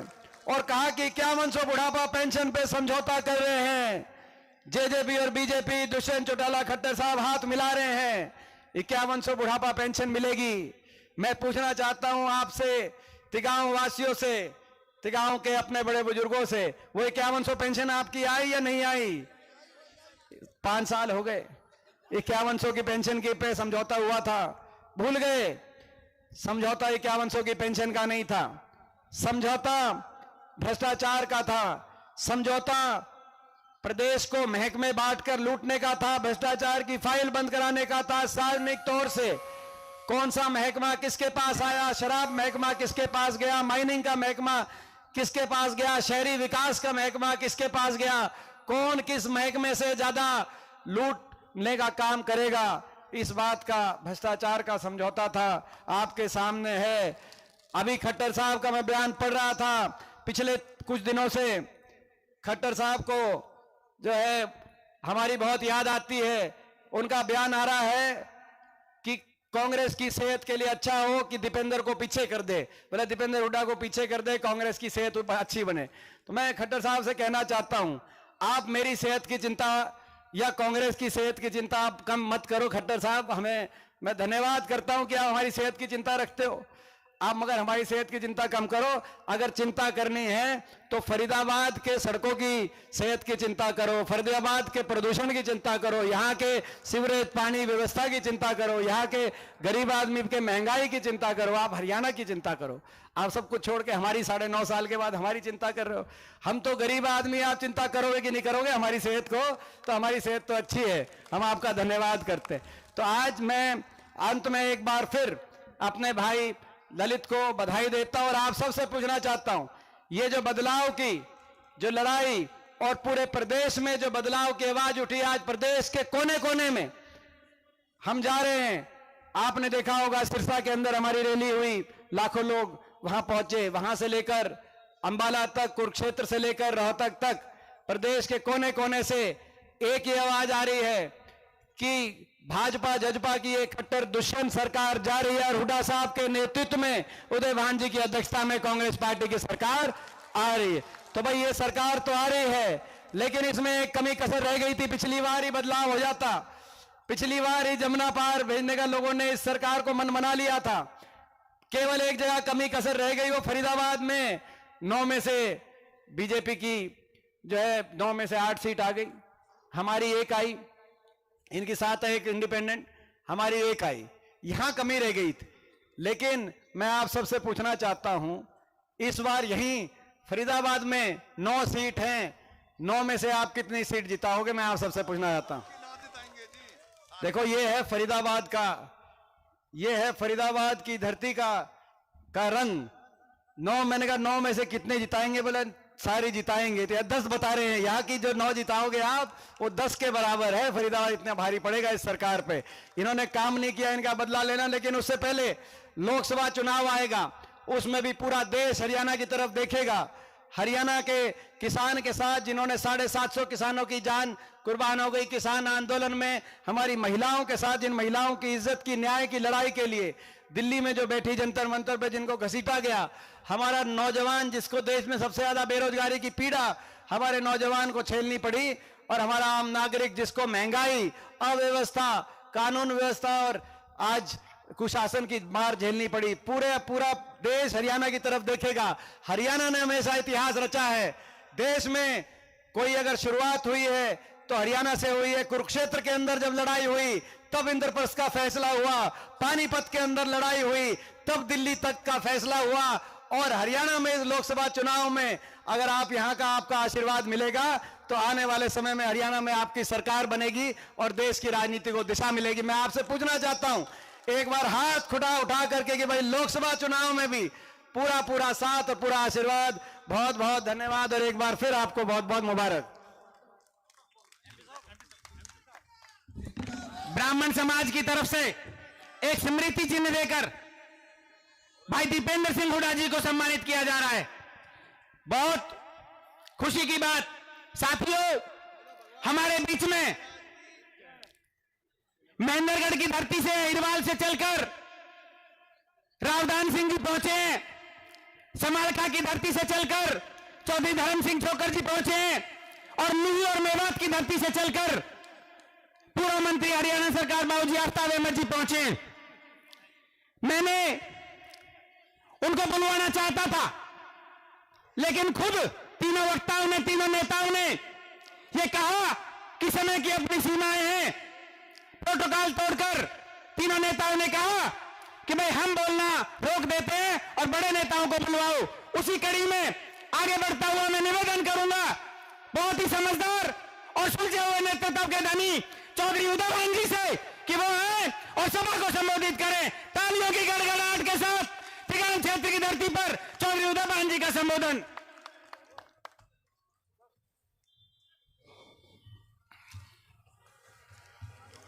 जन जन के आशा और विश्वास का प्रतीक हरियाणा प्रदेश के बहुत ही सर्वप्रिय, जनप्रिय, लोकप्रिय नेता प्रतिपक्ष हरियाणा प्रदेश के पूर्व मुख्यमंत्री आदरणीय चौधरी भूपेंद्र सिंह हुड्डा जी, हमारे युवाओं के दिलों की धड़कन, हरियाणा प्रदेश के किसान की, मजदूर की, गरीब की आवाज को हिंदुस्तान की सबसे बड़ी पंचायत लोकसभा और राज्यसभा में हर एक प्रत्येक व्यक्ति का दर्द उठाने वाले हरियाणा प्रदेश का उज्जवल भविष्य आदरणीय श्री दीपेंद्र सिंह हुड्डा जी, हमारे आदरणीय विधानसभा में डिप्टी लीडर और फरीदाबाद लोकसभा के प्रभारी आदरणीय श्री आफ्ताब अहमद जी, हमारे वरिष्ठ विधायक श्री राव दान सिंह जी, बहुत ही सम्मानित वरिष्ठ विधायक समालखा से आदरणीय श्री धर्म सिंह छोकर जी, एनआईटी से विधायक आदरणीय श्री नीरज शर्मा जी, आपके सुख दुख के साथी, बहुत ही जनप्रिय लोकप्रिय आपके नेता आदरणीय पूर्व विधायक श्री ललित नागर जी, जिनको मैंने विधानसभा में तिगाम हलके की मांगों को रखते हुए जो विधानसभा में जब बोलते थे तो ऐसा लगता था कि कोई आदमी किस तरह से विधानसभा की एक एक बात को लेकर के गरजता है विधानसभा के अंदर, और आपकी हर छोटी से बड़ी लेकर के मांग को जहां विधानसभा में उठाते थे, वही मैं देख रहा हूं कि वो सड़क पर भी जहां भी जरूरत होती है वो संघर्ष में आपके साथ मिलकर के, चाहे वो स्वास्थ्य का किसी अस्पताल से संबंधित मामला हो, चाहे बिजली से संबंधित हो, चाहे सड़क से संबंधित हो, कोई भी विकास से संबंधित मामला हो, आपके हर समय सुख दुख में साथ खड़े रहने वाले आदरणीय भाई ललित नागर जी, हमारी बहन बल्लभगढ़ से पूर्व विधायक शारदा राठौर जी, पूर्व विधायक आदरणीय श्री रघुवीर सिंह तेवतिया जी, हमारे पूर्व विधायक सोनीपत से श्री सुखबीर फरमाना जी,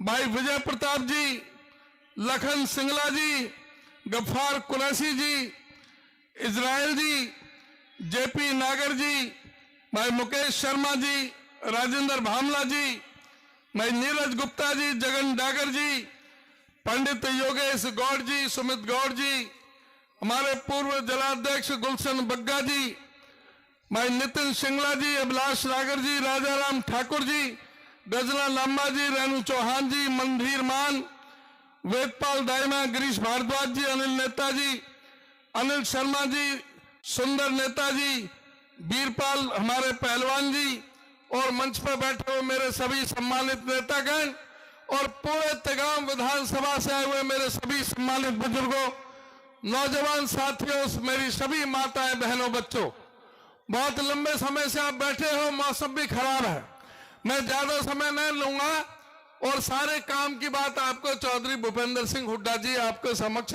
रखेंगे।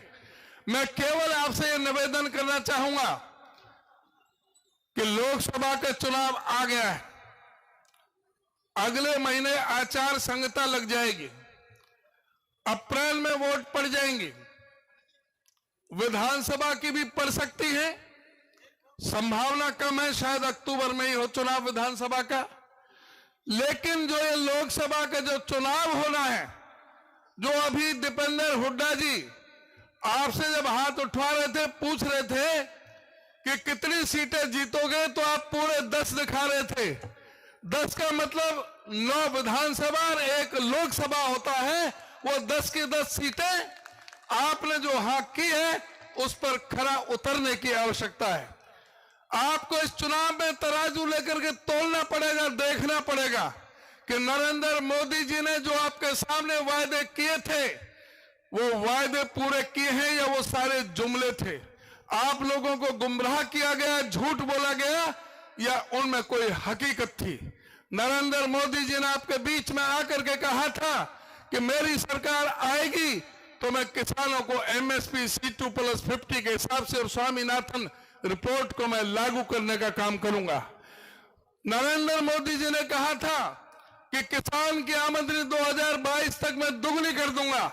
नरेंद्र मोदी जी ने कहा था कि 2 करोड़ नौकरी मैं हर साल दूंगा, 10 साल में 20 करोड़ नौकरियां देने का ऐलान, जो वादा जो है वो नरेंद्र मोदी जी ने किया था।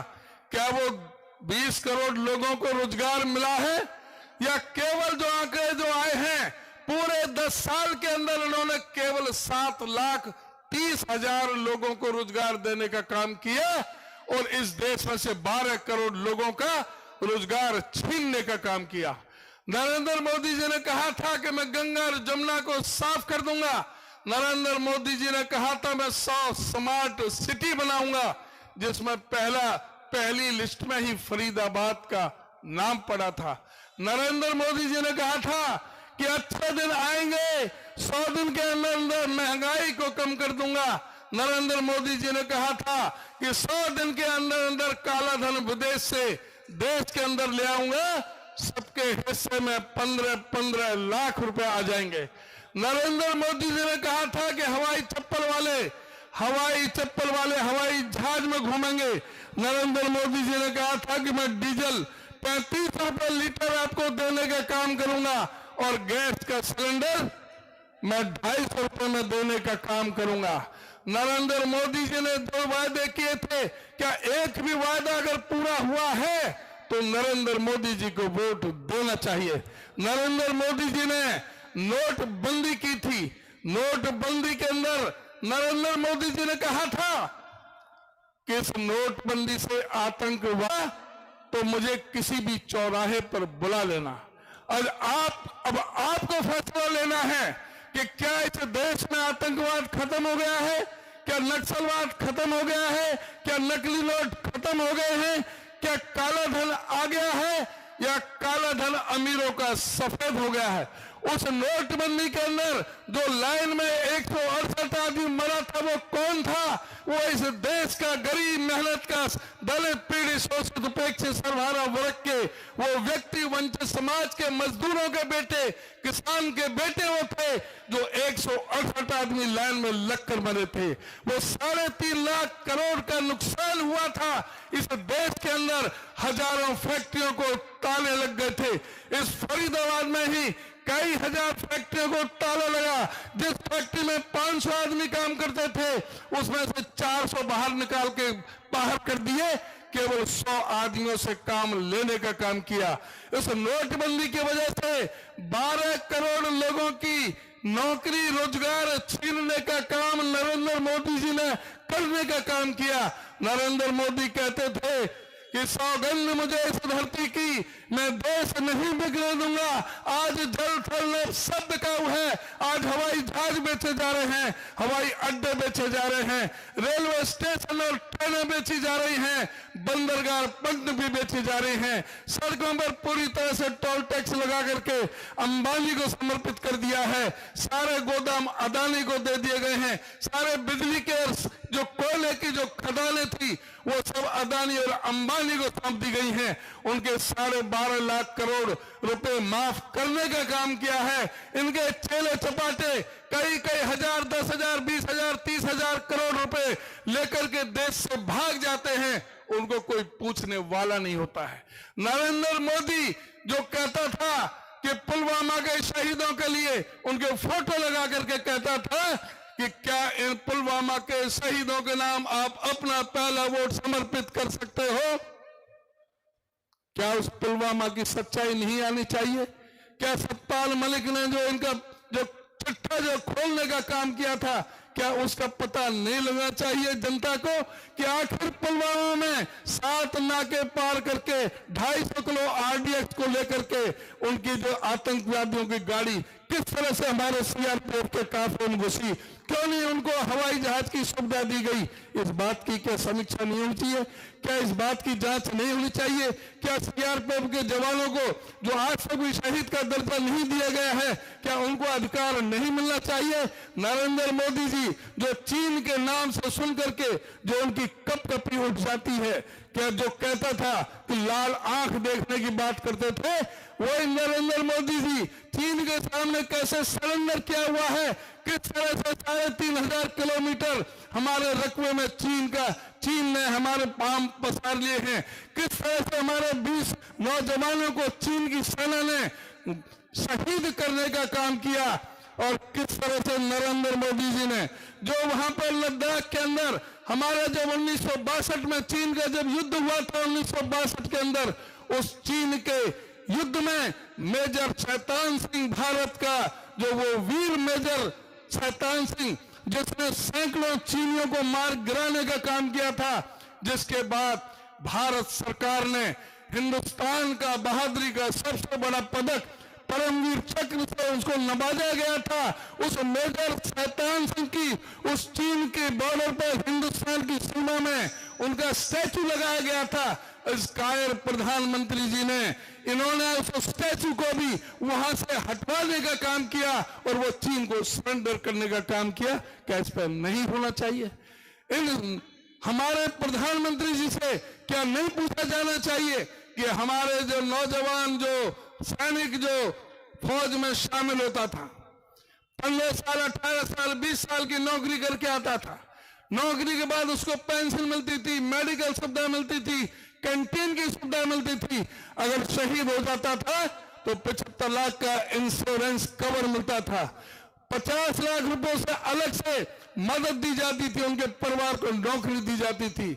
और आज इन्होंने उस सेना को भी धोखा देते हुए उनके जनरल को नरवणे को भी नहीं पता था कि इस तरह का ये फैसला लेंगे। उस सेना के जनरल नरवणे को भी आश्चर्य हो गया कि ये कहां से अग्निवीर योजना लेकर के आ रहे हैं। वो अग्निपथ योजना क्या थी? वो 4 साल की नौकरी 17 साल का बालक जाकर के 17.5-18 साल का अग्निवीर योजना के लिए जाता है और 22 साल के लिए रिटायर हो जाता है। 10-10, 20-20 किलोमीटर की रोज सैर करते हैं, सैर नहीं दौड़ करते हैं, दौड़ लगाते हैं, योगा करते हैं, लॉन्ग जंप हाई जंप करते हैं, तैयारी करते हैं सेना में भर्ती होने के लिए।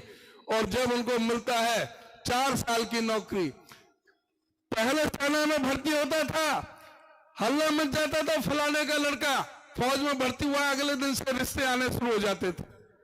आज कौन रिश्ता करेगा जब पता है कि 18 साल का 17 साल का भर्ती हुआ, 21 और 22 साल का वापस आ जाएगा।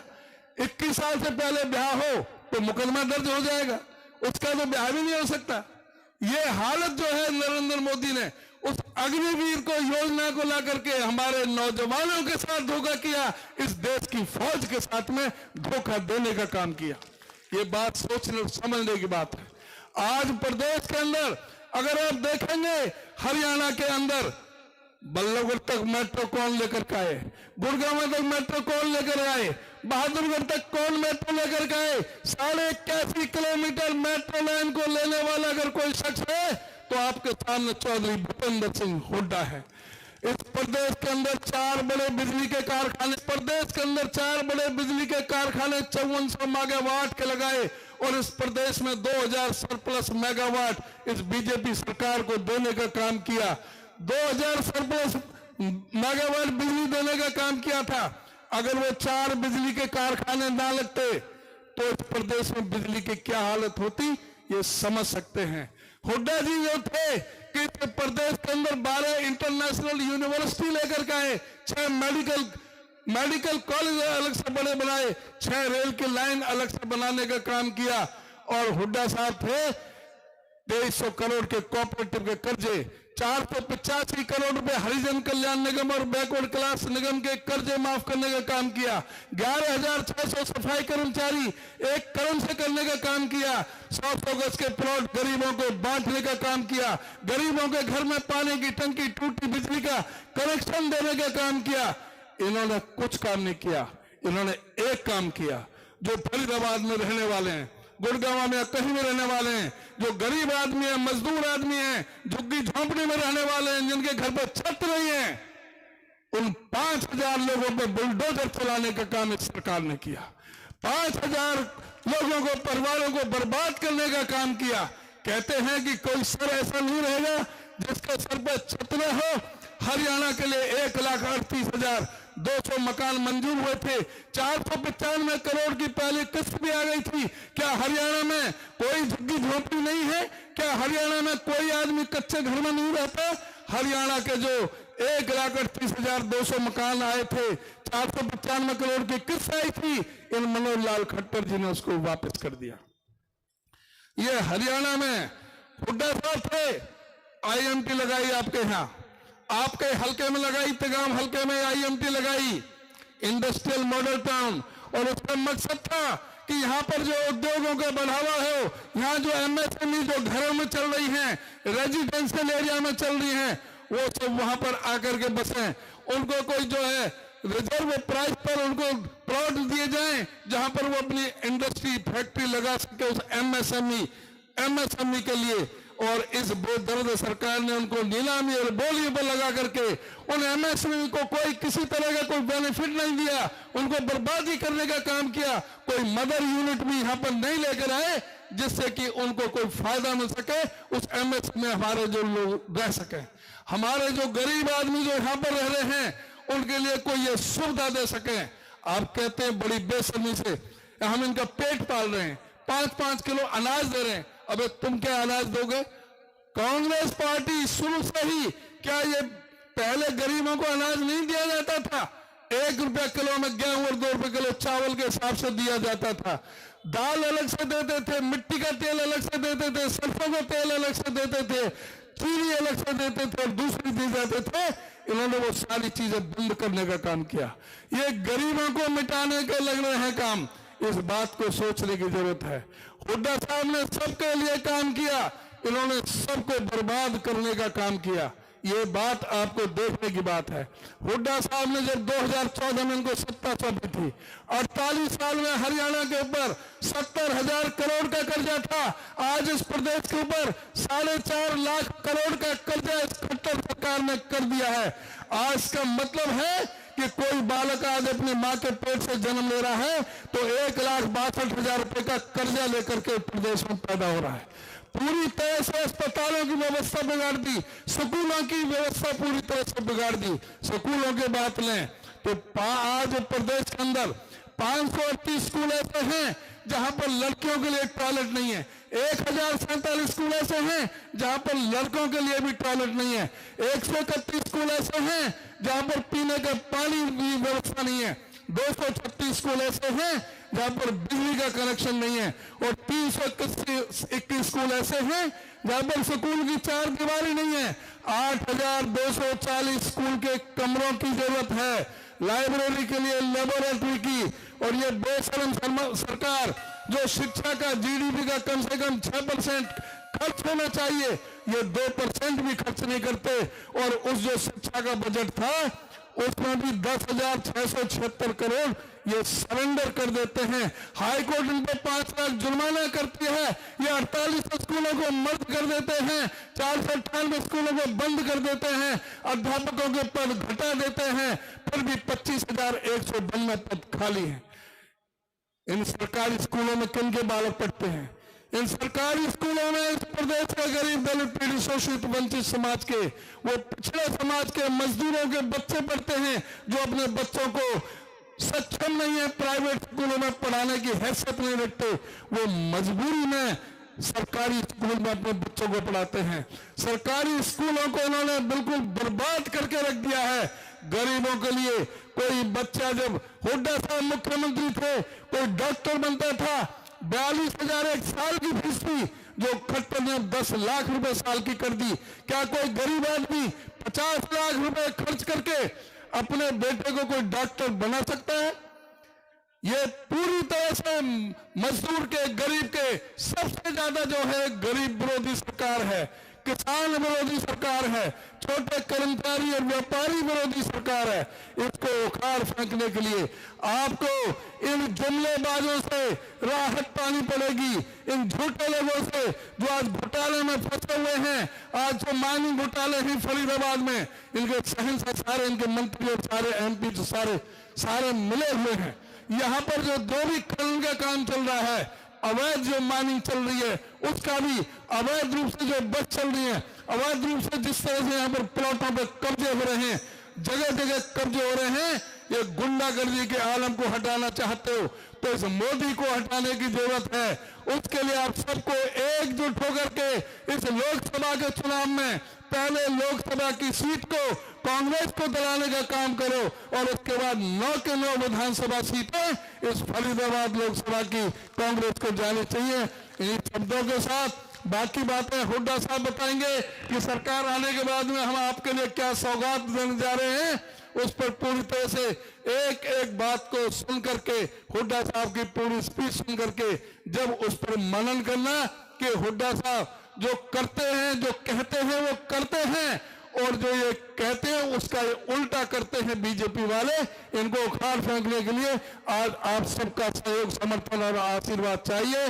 और मैं आपसे ये उम्मीद करता हूं कि जो आपको एक जुझारू एक नेता ललित नागर जो आपको दिया है, कांग्रेस पार्टी का मजबूत सिपाही है, ईमानदारी का प्रतीक है, आपको निष्ठा का प्रतीक है, हमेशा ईमानदारी से आपकी सेवा करता है, लड़ाई लड़ता है, संघर्षशील आदमी है, इसको मजबूती प्रदान करें। बहुत बहुत धन्यवाद। साथियों, नारा लगाओगे? लगाओगे? हाथ खड़े करके बताओ। ललित नगर, ललित नगर, दीपेंद्र सिंह हुड्डा।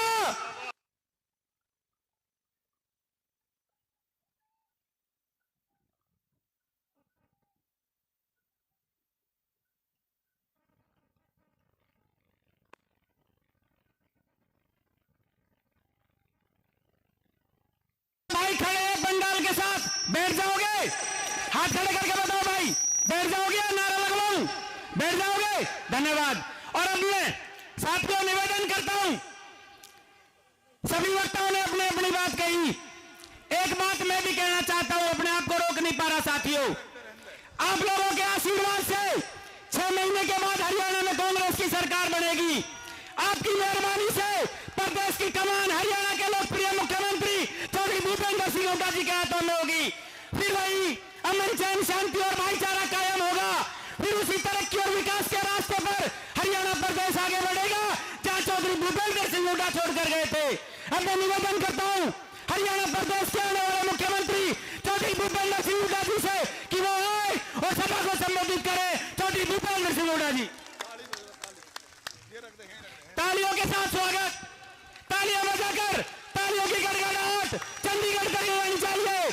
सभी भाई बैठ जाओ।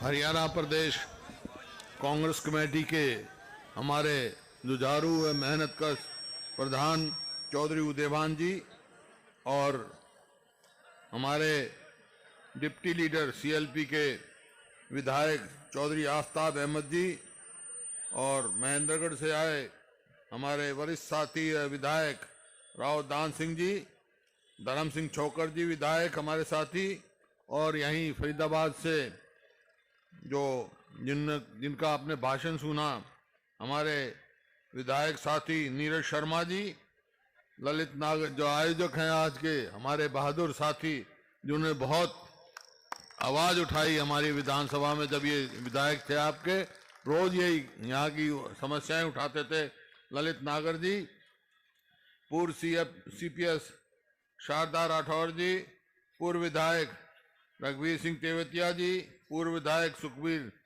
परमाना जी और हमारे अजीज विजय प्रताप जी, और हमारे जो उम्मीदवार थे यहाँ हमारे लखन सिंगला जी, गफार कुरैशी जी, इसराइल जी, और हमारे बहुत पुराने साथी यूथ कांग्रेस के समय के जेपी नागर जी, योगेश जी, नीरज गुप्ता जी और ठाकुर राजाराम जी, राजेंद्र बामला जी, मुकेश शर्मा जी, नितिन सिंगला जी, व उपस्थित सम्मानित मंच, उपस्थित मेरे बुजुर्गों, नौजवान साथियों, प्यारे बच्चों, मातृशक्ति और पत्रकार बंधुओं, देखो आप बहुत देर से बैठे हो और मैं समझता हूं जितनी बातें सभी मेरे से पूर्व वक्ताओं ने बताई, हर समस्या उठाई और हर हकीकत से आपको वाकिफ किया, मैं समझता हूं ये उठाते ना उठाते पर आप स्वयं समझते हैं, आप खुद तोल के देखते हैं भाई कौन सी सरकार ने आपका भला किया,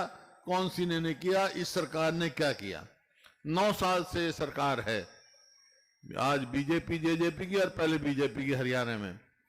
और फरीदाबाद, देखिए फरीदाबाद शहर पंडित जवाहरलाल नेहरू ने बसाया था और ये सोच के बसाया था कि हरियाणा का नहीं देश का प्रथम इंडस्ट्रियल टाउन होगा, दिल्ली के नजदीक है, इसका पूरे इलाके का विकास होगा, फायदा होगा इसको। लेकिन जैसे जैसे समय चला बहुत तेजी से विकास हुआ, लेकिन एक बीच में ऐसा भी समय आया कि फरीदाबाद को लोग फकीराबाद के नाम से कहने लग गए थे, क्योंकि पिछड़ गया था ये। उसके बाद हमारी सरकार आई, हमने प्रयास किया कि फरीदाबाद को फरीदाबाद बनाएं और इसको आए आप मेट्रो लगाओ, बाईपास लगाओ, मेडिकल कॉलेज लगाओ, जितने भी हैं सब बताएं।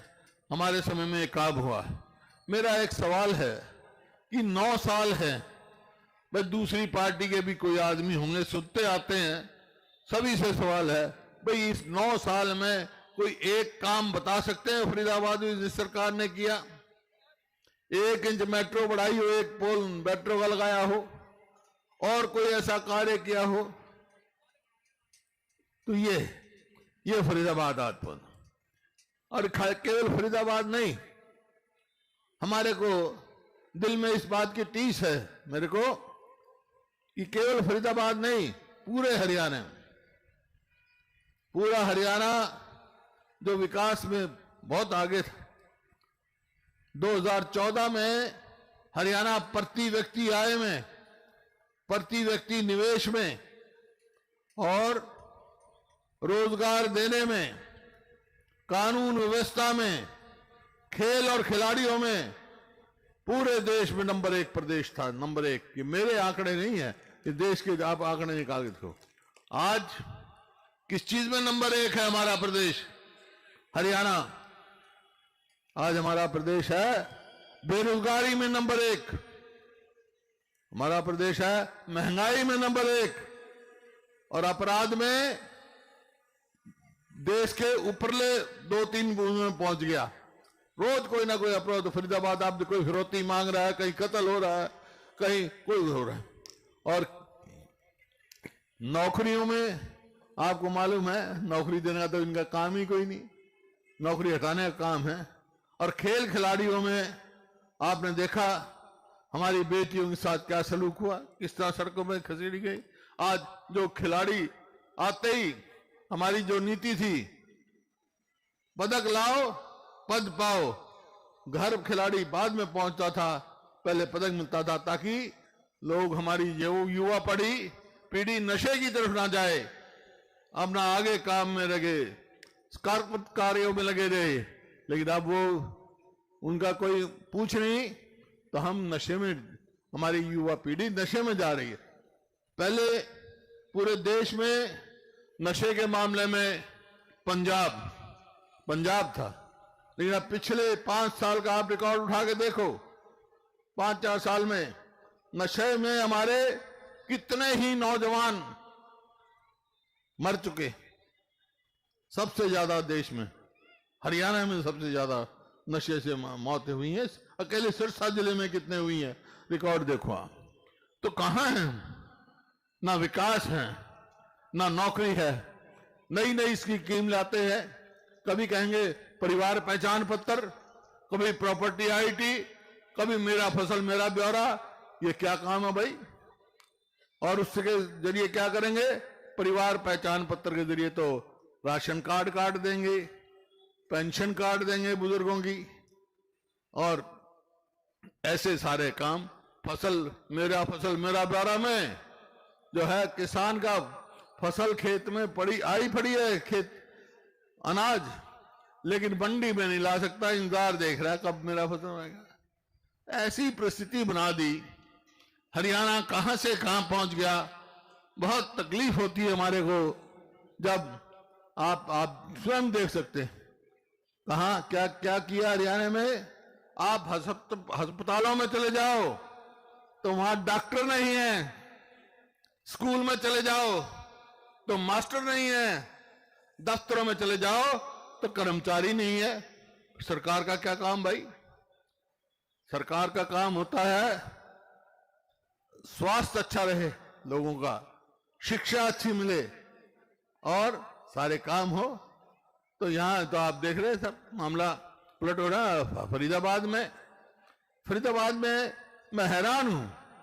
अभी मेरे अजीज विजय बता रहे थे मेरे को कि 9 साल से जनसंख्या बढ़ रही है लेकिन कोई नया कॉलेज नहीं खुला है फरीदाबाद में, जबकि हमारे समय में आप मेडिकल कॉलेज, यूनिवर्सिटी ये बनाने का काम किया इन्होंने कहा। तो इस प्रकार से फरीदाबाद शहर को 5 तरफ से टोल लगता है। टोल लगाओ, टोल लगाओ, टोल लगाओ। अरे टोल तो एक लगा लो, टोल तो लगा लो लेकिन काम तो कर लो। तो ये फरीदाबाद की स्थिति हो गई है आपकी। आपका जो मेट्रो जहां छोड़ के गए थे वहीं छोड़ दिया।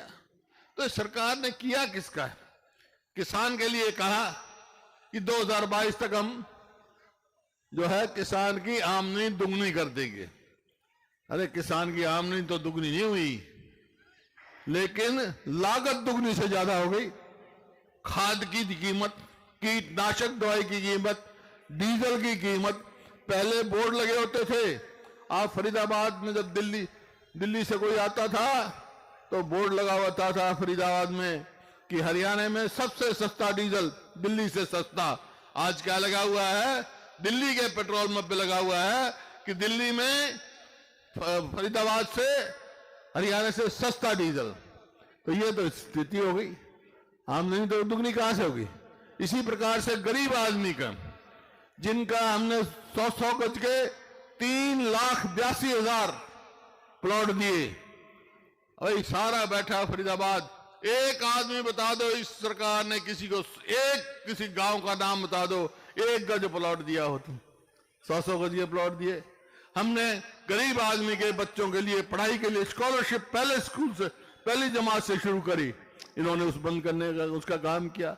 अब कहते हैं राशन की बात। हमारे समय में 35 किलो राशन मिलता था, जैसे बताया 1 रुपए।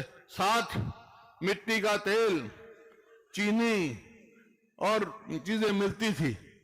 आज क्या मिलता भाई? आज तो एक और काम, अजीब सरकार, ऐसी सरकार ने देखी। आज क्या कर रहे हैं कि जो राशन कार्ड कटवाएगा, शिकायत लगाएगा, उसको 500 रुपए इनाम देंगे हम। ये इनकी पॉलिसी है। अभी परसों अखबार में पढ़ा था मैं। अरे बनाने का काम है, काटने का काम है। तो ये स्थिति है आपकी। क्या वायदा इन्होंने किया, क्या नहीं किया, मेरे को कहने की जरूरत नहीं, लेकिन मेरे को तकलीफ है कि हरियाणा फिसल गया अपनी जगह से। बेरोजगारी में फरीदाबाद सबसे ज्यादा नंबर 1 है, हरियाणा नंबर 1 है। हरियाणा में फरीदाबाद, क्योंकि यहाँ की छोटी छोटी इंडस्ट्री बंद हो गई।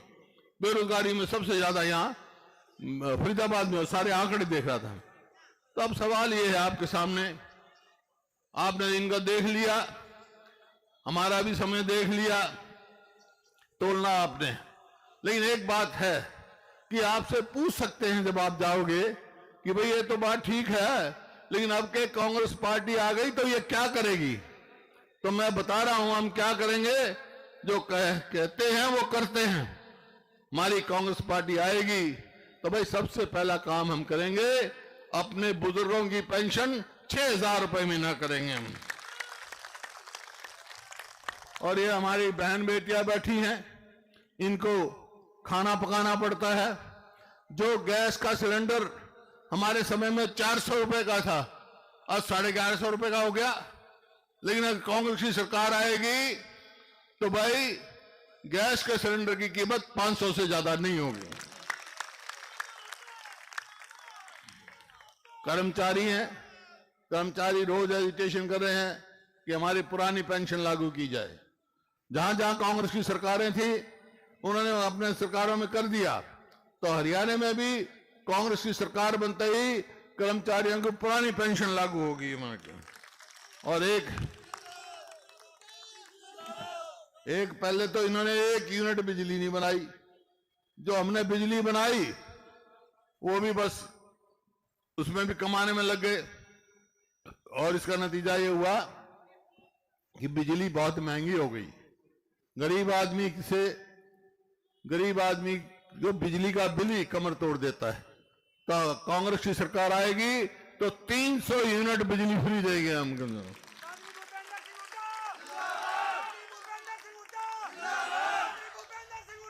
इसी प्रकार से जो 100 गज के प्लॉट थे, वो जो स्कीम उन्होंने बंद कर दी, वो फिर से शुरू करेंगे और गरीब आदमी के लिए मकानों का काम बनाने का काम करेंगे, हम आगे बढ़ेंगे। और ये टोल का तमाशा जो हो रहा है फरीदाबाद, ये टोल भाई 5-5 टोल नहीं लगेंगे। हमारे 2005 में बना तो कई जगह लगा हुआ था, पहले से कुरुक्षेत्र में था, हमने दिया कि भाई ठीक है, जितना बर्दाश्त हो उसका उतना करो, इधर से आएगा उस पे भी टोल, इधर से आएगा उधर से भी टोल, उधर से जाएगा उस पे भी टोल, टोल ही टोल है यहाँ पर। और मेट्रो जहां हम छोड़ के गए थे, एक पोल नहीं लगाया। तो भाई अगर कांग्रेस की सरकार आएगी तो आज कह रहा हूं आपको, जो हमारी स्कीम थी, पहले रोड बनाई फरीदाबाद और गुड़गांव की, तो आज आप सबके सामने है ये बात है। ये सरकार, इस सरकार से हर वर्ग विमुख हो गया। आज सवेरे जब ये हो रहा था तो मैंने टेलीफोन किया ललित नागर जी को, हमारे साथी हैं, इतनी मेहनत करते हैं यहाँ। मैं कहा भाई क्या पोजीशन है? 10 बजे तक तो बारिश हो रही थी यहाँ पे। फिर इनका आया कि आप आ जाओ जल्दी से भर गए। मैं कहा इतनी जल्दी कैसे भर गए, अभी तो बारिश हो रही थी। लेकिन मैं यहाँ आया तो खचाखच मेरा, इतनी बारिश में, सर्दी में ये इतने लोग आए हैं, तो ये क्या संकेत दे रहे हैं? क्या संकेत है भाई? वो देखी मैंने, मतलब देखा ना, अग्नि परीक्षा भी देख ली हमने भाई, रैलियां करी, अगली परीक्षा भी देखी, खूब गर्मी में भी देखी हमने, सर्दी में भी देखी, ये बारिश परीक्षा यहाँ देख ली है हमने। तो जब ये लोग इस परीक्षा में जा रहे हैं तो क्या संकेत है? ये एक साफ संकेत है कि हरियाणा में आने वाली सरकार कांग्रेस पार्टी की होगी। ये साथ आज से संकेत जन संदेश लेके जा रहा हूं। और फरीदाबाद से आवाज उठी है, पूरे प्रदेश में जाएगी। अरे हमारे यहाँ आपके हल्के में कितना काम किया इन्होंने, ललित नागर जी ने कितना करवाया हमारे से। और जब ये विधायक थे, विपक्ष में थे, मैं भी विपक्ष में था, रोज वहां पे खड़े रहते थे विधानसभा में। ऐसे कर्मठ आदमी अगर यहाँ विधायक होते तो अब के हमारे साथ और मजबूती से रहते। क्या पता सरकार बन जाती है, आप फरीदाबाद करते। तो भाई ऐसे तो बहुत मजबूत साथी आपके यहाँ पे। और आज जो आप आए हैं, मैं आपका आभारी हूं। इस मौसम में जिस प्रकार से आए हैं, ये साफ संकेत दे रहा है कि हरियाणा में कांग्रेस की सरकार बनने जा रही है। आप सबका बहुत बहुत धन्यवाद। जय हिंद। बहुत बहुत धन्यवाद। सभी साथियों से निवेदन है, कृपया अपनी जगह पर बैठ जाएं। हाथ जोड़कर निवेदन है, आप लोगों ने 5 घंटे दिए, भाई 10 मिनट और बैठ जाओ। 10 मिनट हाथ जोड़कर निवेदन है, बैठ जाओगे भाइयों, साथ दोगे ललित नागर जी का, बैठ जाओ। टेंट के पीछे गाड़ियां खड़ी हैं, हमारे वॉलंटियर्स लगे हैं, आपकी कुर्सी